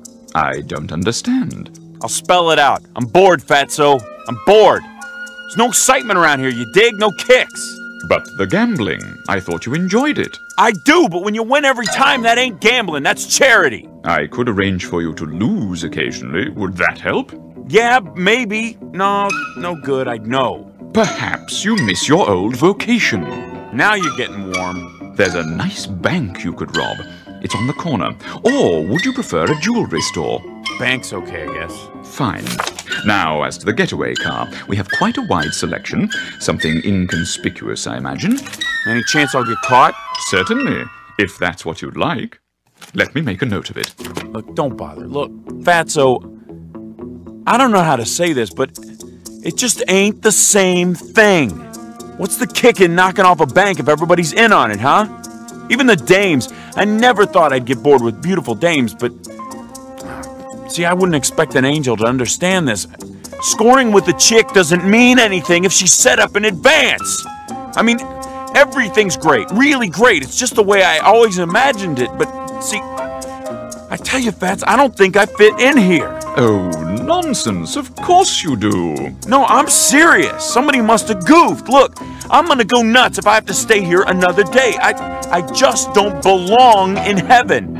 I want to go to the other place. Heaven? Whatever gave you the idea you were in heaven? Mr. Valentine, this is the other place.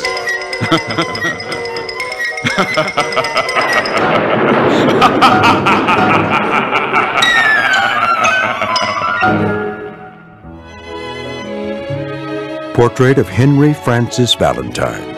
Small-time crook, grifter, thief, and worse. A scared, angry little man who never got the breaks he thought he deserved. Now he has everything he ever wanted, and he's going to have to live with it for all eternity in a place called the Twilight Zone.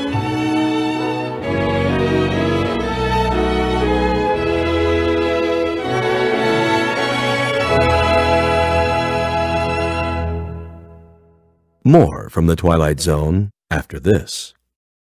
Hi, this is Carl Amari, producer of the Twilight Zone radio dramas, and I'd like to take a moment to thank you for tuning into our show. We've been producing these radio versions of the classic Twilight Zone TV series since 2002, and if you're a regular listener, you know that our radio versions are based on the original TV shows we've all come to know and love. But I'm excited to announce that very soon you'll start to hear brand new stories that are not based on the original TV shows. We're commissioning writers to produce fresh, new story ideas that will star many of your favorite Hollywood stars, so be sure to stay tuned for them. Also, I want to stay in closer contact with you, so I've started a producer's blog on our website at www.twilightzoneradio.com.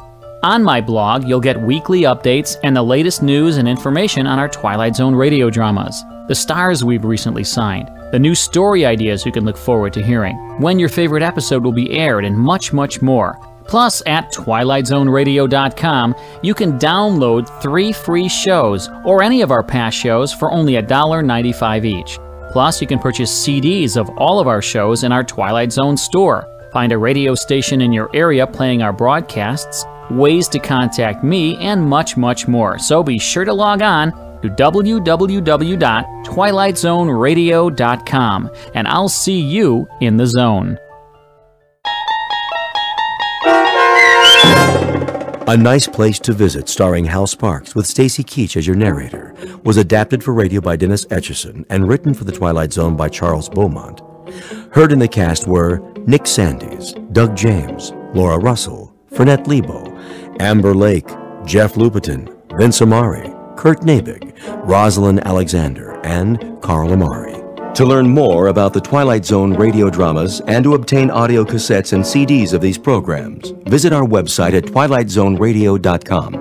The producers of the Twilight Zone wish to thank CBS Enterprises, Carol Serling, Dennis Etchison, Dick Brescia Associates, Claire Simon Casting, Terry Jennings, XM Satellite Radio, Sirius Satellite Radio, our sponsors, and our radio affiliates for helping make this series possible.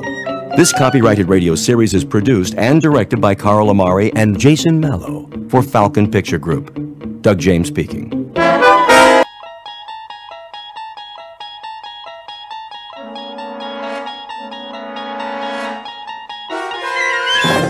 there is a fifth dimension beyond that which is known to man.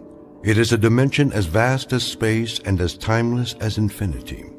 It is the middle ground between light and shadow, and it lies between the pit of man's fears and the summit of his knowledge. This is the dimension of imagination. It is an area which we call the Twilight Zone.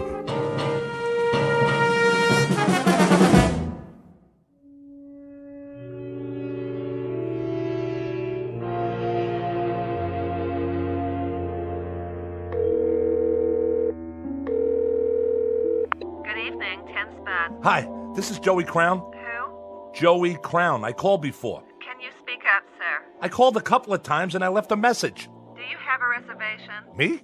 No, not exactly. I mean, this is Joey Crown, the trumpet player. I'm having trouble hearing you. Did Baron get my message? I don't know about any message. The band's on now. I can hear that. Boy, can I... And the second set is at 10:30. Do you want a table? I don't need a table. Tell Baron I'll fall by if I can. You know how it is. I got a gig all the way across town. How do you spell your name? Just tell Baron that Joey Crown's coming, okay, sweets? Man, oh man. Just wait till he sees me.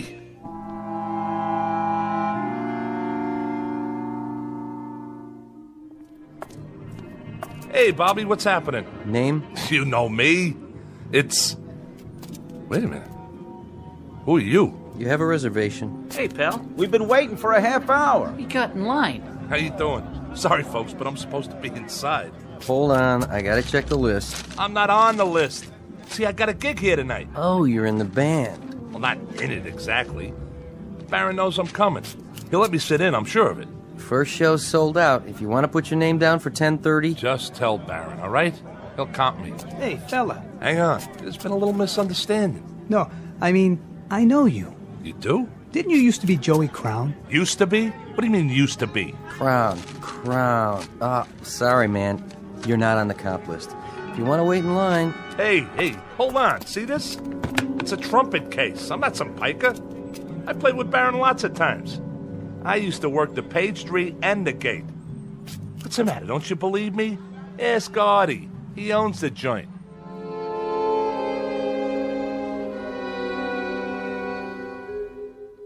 Meet Joey Crown, a man who made music, or used to.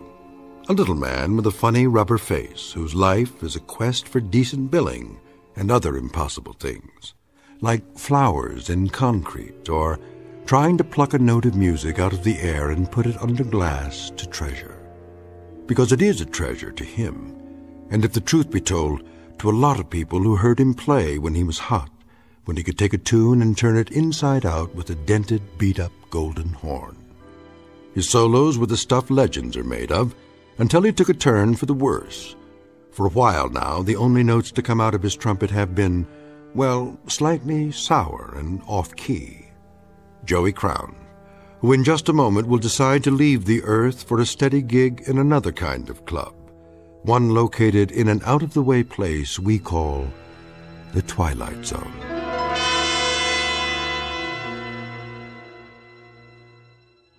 And now, The Twilight Zone, and our story, A Passage for Trumpet, starring Mike Starr, with Stacy Keach as your narrator.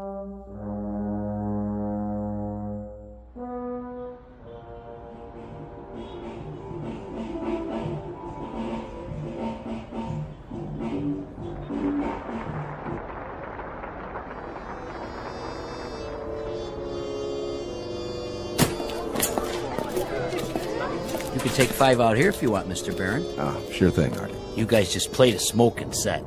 Thanks. Yeah, thanks. I came in early on the bridge. You did all the changes.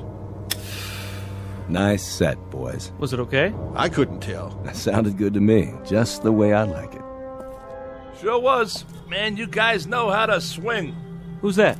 Too dark to see. I think it's... Hey, Joey. What do you say, Baron? What are you doing here? Well, what do you think? I brought my axe. What for? I thought you might need somebody with a horn. I already got my sideman, Joey. Sure you do. But I was thinking I could sit in, for the second set. Not tonight. Just a few choruses. Maybe some other time. Why not? You know how good I can play. Easy, Joey. But why? The last time you played trumpet for me, you lost it up. I did? I had to share you with a bottle. Bottle? Me? Oh, you get the wrong guy. You and that horn don't belong together on the same stage anymore. You mean 6, 7 months ago? That was just a bad night. I forgot what it tastes like. I'm on the wagon now. Way up. That right, Joey. Who's your brass section? Right here. Meet my new trumpet player. Yeah? That was him? Yeah, that was me. Don't get me wrong. He sounded great in there. Really cooking. But what do you think I am, some kind of a lush? Listen, Baron, I know what that stuff does to me. I ain't an old man yet. Me and my horn got a lot of years left. I could be a #1 boy again. Club dates, sessions, the whole bit. Hey, take it easy. What do you think I'm gonna do? Chuck it all away in some bum habit? Be serious. Listen, man, this is one mellow horn, and I got sweet music in me. A whole lot of it. You know yourself, when I open the case and pick that thing up and blow, I can make 'em cry. That you can, Joey. I remember. So what's the big deal? I can come in behind your man on the bridge. Then I sit out while he takes his solo. Then we trade choruses, and I... You dropped something, Joey? That's not mine, honest. I never saw it before. It was in your coat pocket. I saw it the minute you walked up. Come on, boys. Let's go back in. No, you come on, Baron. What are you trying to do to me? All I need's a chance. Okay, it's showtime. Go on. I'll be right there. All I need's a chance. One shot. That's what you need, all right. A shot. Better make it a double. That's not what I mean. Oh, don't worry about the mess, Joey. Somebody will clean it up for you. They always do. I'm sorry, Baron, but if you knew what it's been like to... One thing I don't know. When a guy has so many friends, why would he hang out with his worst enemy? All right, I get it. I shouldn't have come here. We've been doing all right at the club. Sold out most every night. So let me lay some green on you. Your share. For old time's sake. Keep your money. Hey, for old times. Come on, man, when you had the magic. Remember? Harry James, Max Kaminsky, and Berrigan, and Butterfield, and Diz, and Miles. Man, you had a little bit of all of them. And you traded it for some bad booze. Well, you got took. That was no kind of a deal.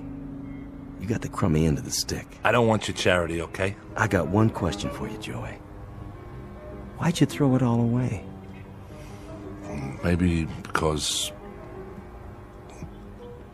I'm sad all the time. Because I'm nothing anymore, and I know it. Because from now on, I'll live and die in a crummy one-roomer with dirty walls and cracked pipes. I'll never have a girl because I'm an ugly little gnome.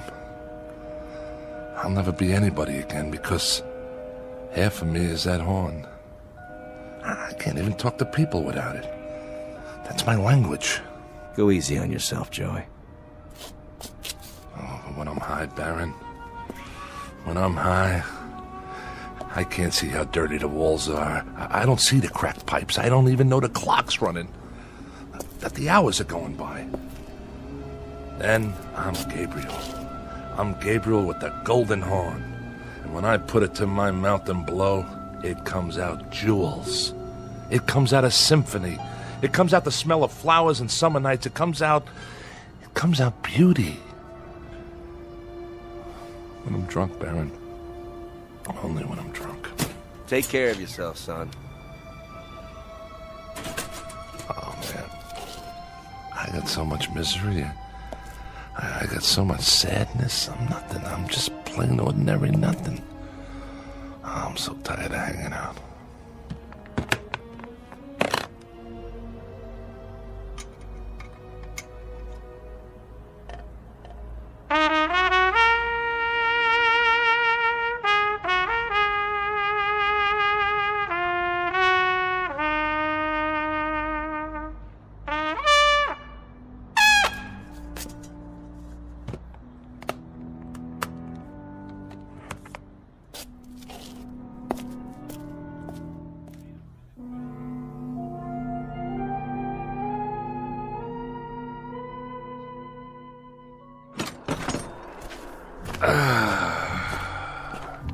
Smell that good old polluted city air.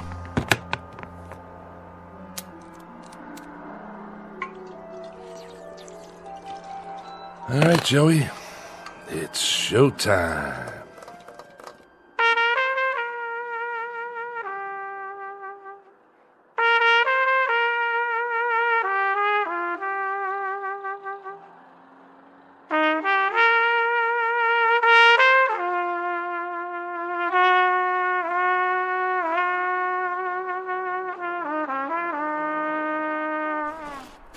Here, I gotta write this in the blues, all right?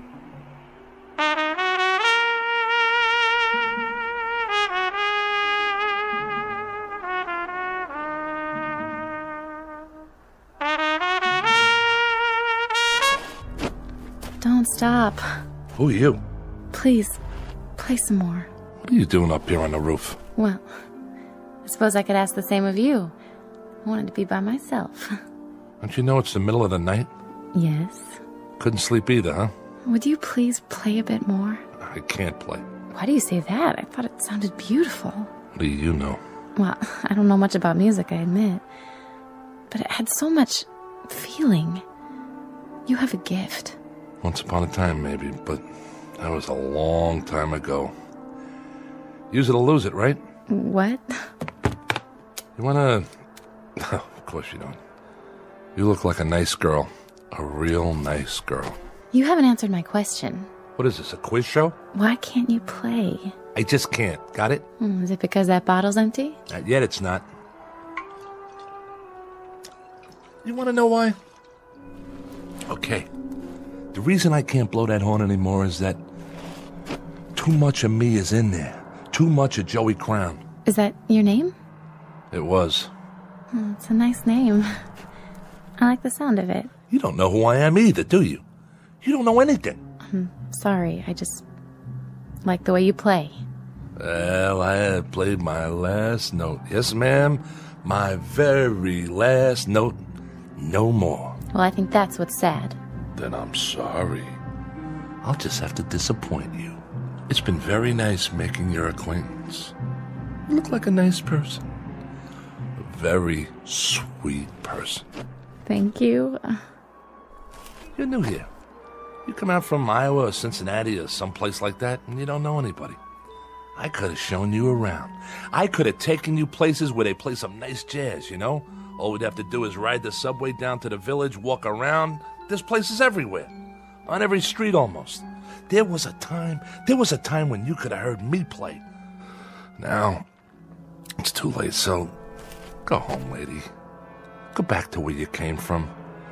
Because you'll never make it here. This town's too tough for people like you. Go on. It's been nice talking to you. Yeah, it's been a ball. Now do me a favor. Get lost. Way to go, Joey. Every time something nice happens, you go and wreck it. What's the matter with you? You're stupid, Joey. Stupid. You know something? This town's too tough for me, too. So wake up. Time for something else, Joey. Anything. Time to get out. Or die.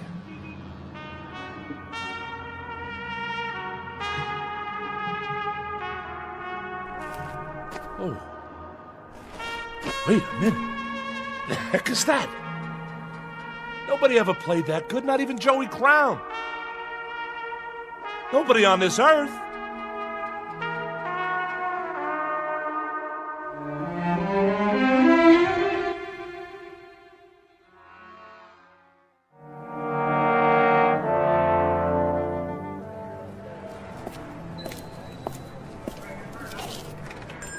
Hi, Ned. How's it going?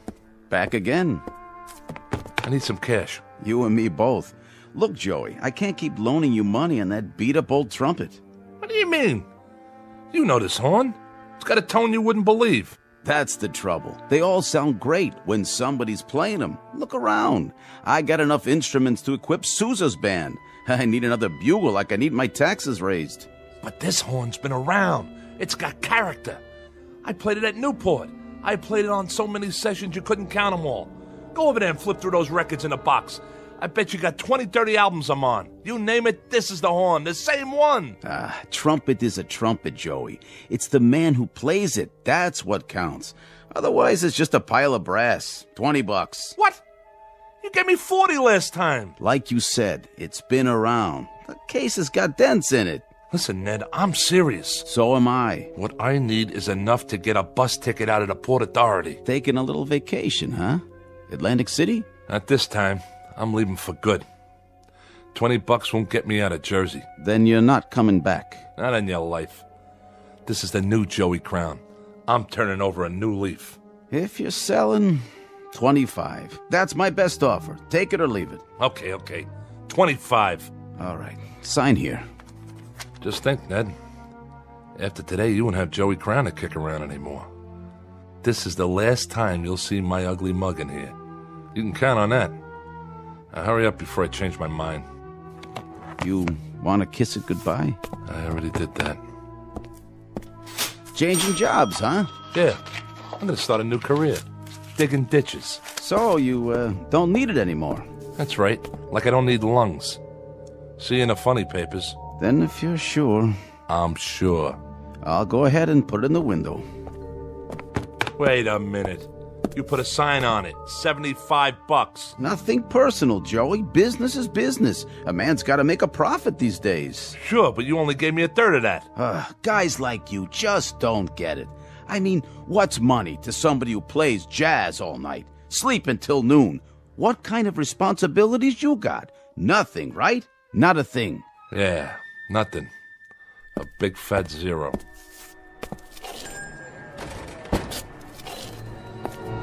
Hey, mister, watch where you're going. Get out of my way. Hey, don't cross the street like that. Mind your business. Hey, buddy, get out of the way. Leave me alone. Watch out! You think I care? You're gonna get killed! Oh my gosh! He just walked right out in traffic. Like he could care less. Somebody call an ambulance.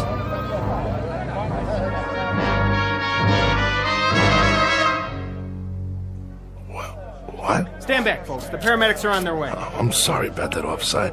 I don't know what happened, but I can assure you I'm not what you'd call drunk. He's not breathing. Give the policeman room. No rush on that ambulance. He's gone. What are you talking about? I'm not going anywhere. I'm right here. There was this big truck that went by, and man, let me tell you, it gave me a kiss. I don't see it now, but I'm not drunk. You can ask Officer Flaherty. This is his beat, and he'll vouch for me. I'm not the kind of guy who goes around walking on red lights. Okay, folks, party's over. What is going on? I'm okay, I tell you. Something like that, it shakes a guy up. I need a smoke. Hey, man, you got a match? What's the matter, you can't hear me? I'm not a bum. I just want a light, that's all.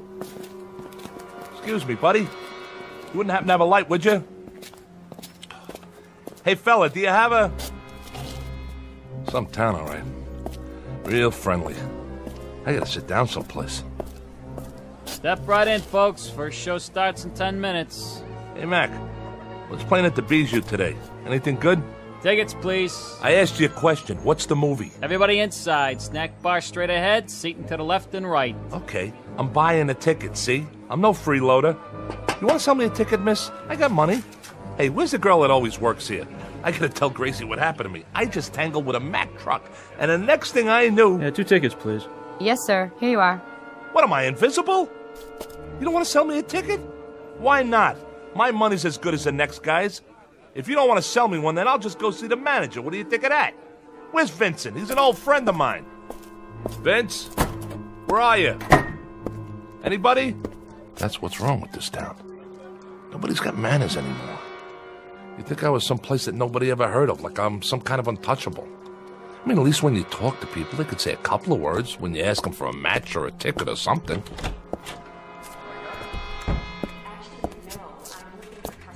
What's the name of this flick, anyway?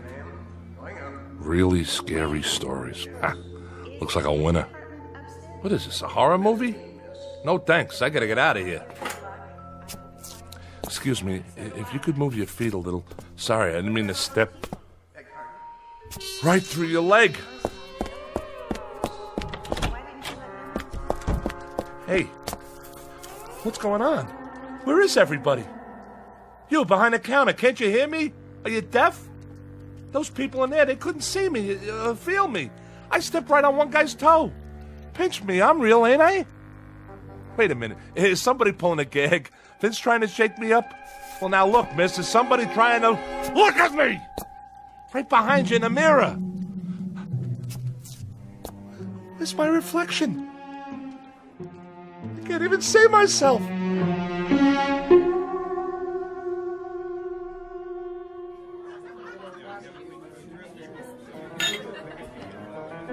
So, I'm dead.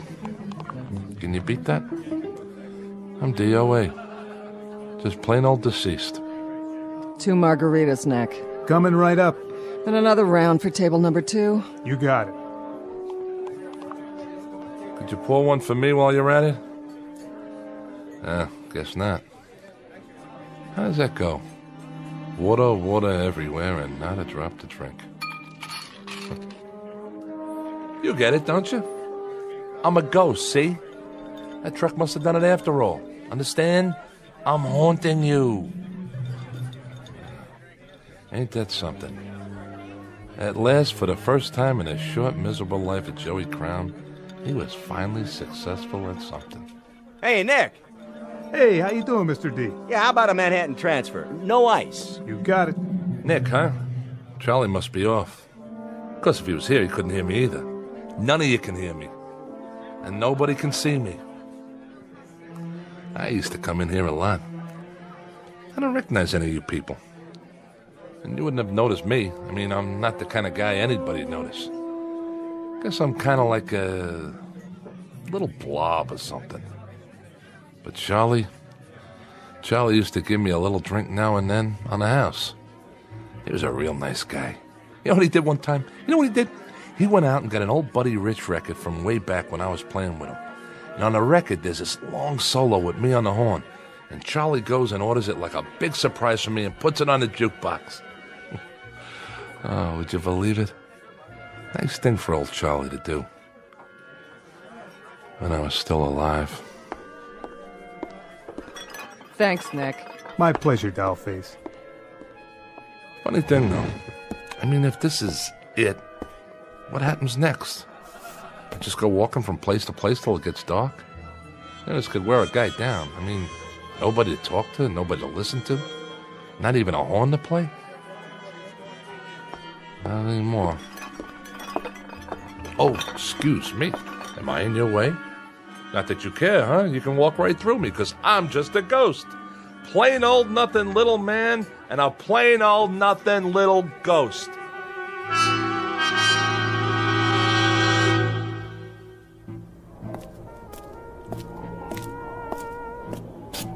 Hey, it's that trumpet player I heard. The same one.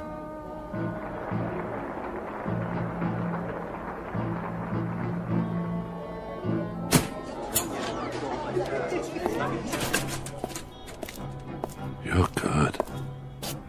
Real good. Thanks. I mean it. The tone's so clean and pure. You got some chops. Who's Baron? Oh, he took the night off. I see.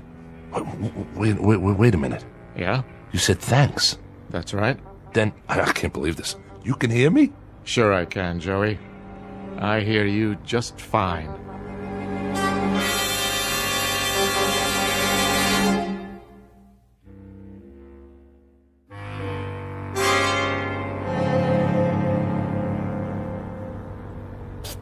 You really hear me? I hear you. You see me? Very clearly. Ah, I get it. Are you a ghost too? Not really. I am. I stepped in front of a large vehicle this morning. Is that right? It ain't good for the health, believe me.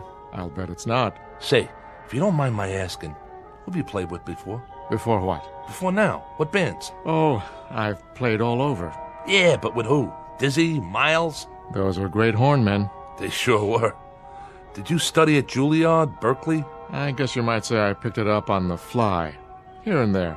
You sure got a great trumpet. The way it shines. Custom made, huh?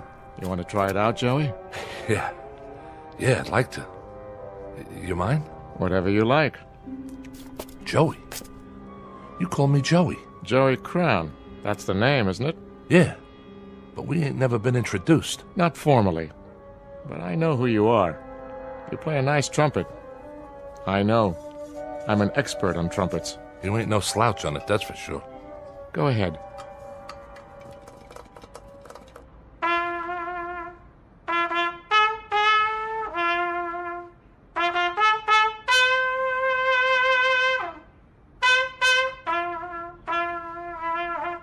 Not bad, Joey. Not bad at all. Yeah, ain't that something? I can play again. Now that it doesn't matter anymore. What do you mean by that? Now that I'm dead. How come you know who I am? You say you're not a ghost, you're not dead? Nope. And neither are you, Joey. I'm not? By no means. But what about that truck? What about it? And what about the people in the bar, in the movie theater, the girl in the ticket booth, the people in the street? Oh, them. Well, you see, they are dead. But that doesn't make sense. How? They're the ghosts, Joey. They just don't know it. Huh? You're losing me. Sometimes, to make it easier, we have to work it that way. We let them go on in a life that they're familiar with, and they never know for a long while. But that's why they can't hear you. You're the one that's alive. But like I said, I stepped off that curb. That you did. And right now, Joey, you're in a kind of limbo. You're neither here nor there. You're in the middle. You're on a break between sets, so to speak, waiting to go on in the real world or the shadow world. Which do you prefer, Joey? Which? Well, just what do you think? I want another chance. Think it over, now. I have thought it over. I used to think I was getting dealt from the bottom of the deck, but you know something? I just forgot how much I had already. I forgot about the music I could make on the horn and how nice it sounded. I'd have to agree with you there. And going to Charlie's and talking to people, real people, and maybe going to the movies now and then. Cutting a record once in a while, walking in the park, hitting the clubs late at night, even when it was rainy or snowing and I had to bundle up like an Eskimo. I miss that. I really do. I never won a beauty contest, but I had friends. I had good friends. What do you think happened to all that? Somewhere along the line, I forgot the good things. That's what happened. I just forgot. You've got a choice, you know. A choice? One way or the other. It's not too late. Well, in that case, if I've got a choice, then I want to go back, understand? I want to go back. All right. You go back. Just like that? But, Joey, no more stepping off curbs. That was some stunt back there. From now on, you take what you get and you live with it. Sometimes it'll be sweet frosting and nice gravy, and sometimes it'll be sour and go down hard. But you live with it, Joey. I think I got it. Guess I better take my trumpet back. Oh, yeah, sure, yeah. That's a nice talent you've got. You really think so? To make music, to move people, to make them laugh and make them cry, to make them tap their feet and want to dance. That's an exceptional talent, Joey. Don't waste it. See you around. Hey, mister. What is it, Joey? I didn't get your name. How's that? I didn't get your name. My name? Call me Gabe. Gabe? Gabe. Short for Gabriel. Goodbye, Joey. Gabriel. Hey, wait, I gotta ask you something.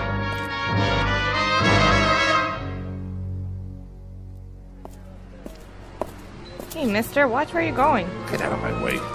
Hey, don't cross the street like that. Hey, buddy, get out of the way. Watch out! You're gonna get killed! Oh my god! He just walked right out in traffic. Like he could care less. Somebody call an ambulance. Wait, he's breathing. I'm all right. Just let me get up. You okay, pal? I think so. Let me help you up there. Oh, you know you shouldn't ought to do that. Stepping off the curb like that. It's lucky I just grazed you. Don't worry about it. No harm done. He's all right. Oh, thank God. He could have been killed. Well, look. I am 14 years without an accident. That right? I'd be obliged if, well, you know, no insurance companies, no doctors, nothing like that. So, how much do you want? For what? To keep this just between us. Name your price. My price? Oh, let's see now. You got, let me see, $75? That all? Sure, I got that much. I got more if you want. 75 will do. Okay, 50, 60, 75. Here you go, pal. Good luck to you. I gotta go now. Well, what do you know about that?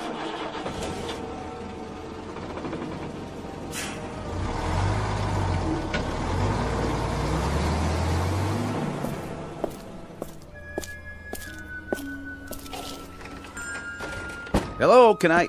Oh, it's you. Hi, Ned. Change your mind already? Yeah, I changed my mind. They come and they go.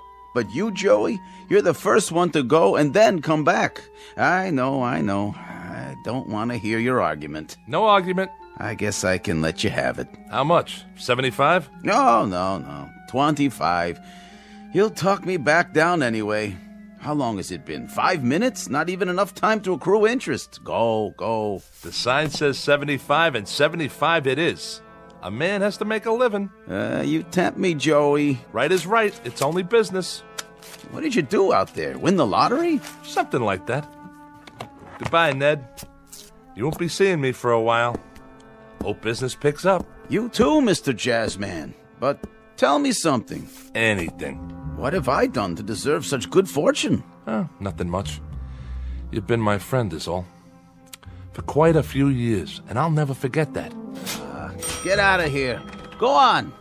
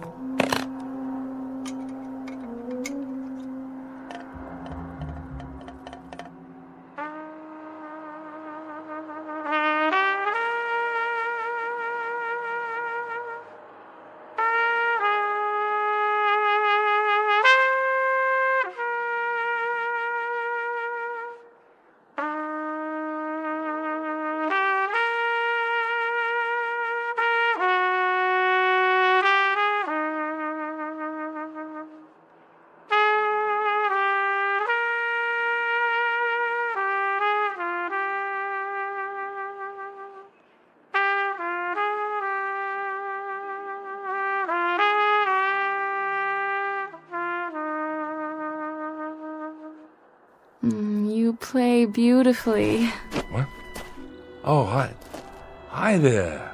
I mean it, you know. Thank you. I gave it up this morning. And I'm taking it back. Me and the bugle, till death do us part. I'm glad you changed your mind. So am I, you don't know. Still can't sleep, huh? I'm not used to the city. All the noise. I know. Like a regular symphony, isn't it? I guess so. I've never been to New York before. I just moved in. Yeah? You'll get used to it. It's an okay building. Better than the other ones I've lived in. Sometimes you have to bang on a radiator to get the heat going. Why do you do that? Why? Because the super hears you and then he fixes it. If he doesn't, just let me know. I'll talk to him for you. Name's Joey, by the way. Joey Crown. I know. How? You told me before. Oh, yeah. Listen, I'm sorry for that stuff I said. Don't be. My name's Nan. Pleased to meet you, Nan. I was hoping you'd come back. You are? You're the most interesting person I've met in New York. Yeah, sure. There's a lot of guys around here. Most of them ain't little apes like me. I mean it. The most interesting. And the nicest. I love your music. Honest? Honest. Will you play some more, Joey? Sure, I'll play some more. I'll play whatever you like, for as long as you like. What's your favorite song? I don't think I have one. Well, I know a couple you might like. Well, that would be nice. You know, you might get to like it here. It's not a bad town. I'm sure it isn't. Maybe you could show me some of it, Joey. If you have time. Me? Oh, I got time, all right. I got nothing but time from now on. I'll show you everything. The Battery, Central Park, the Village. I'll show you 52nd Street, and we'll hear some good jazz. I mean good. I'll take you to Charlie's. You'll like Charlie's. It's a great place. And you know what? You're not going to believe this, but he's got a record of mine when I was playing with one of the big bands. At least I think he still has it. If he doesn't, there's a little pawn shop I know that has all kinds of records in back, and we can pick up a copy and bring it home and listen to it.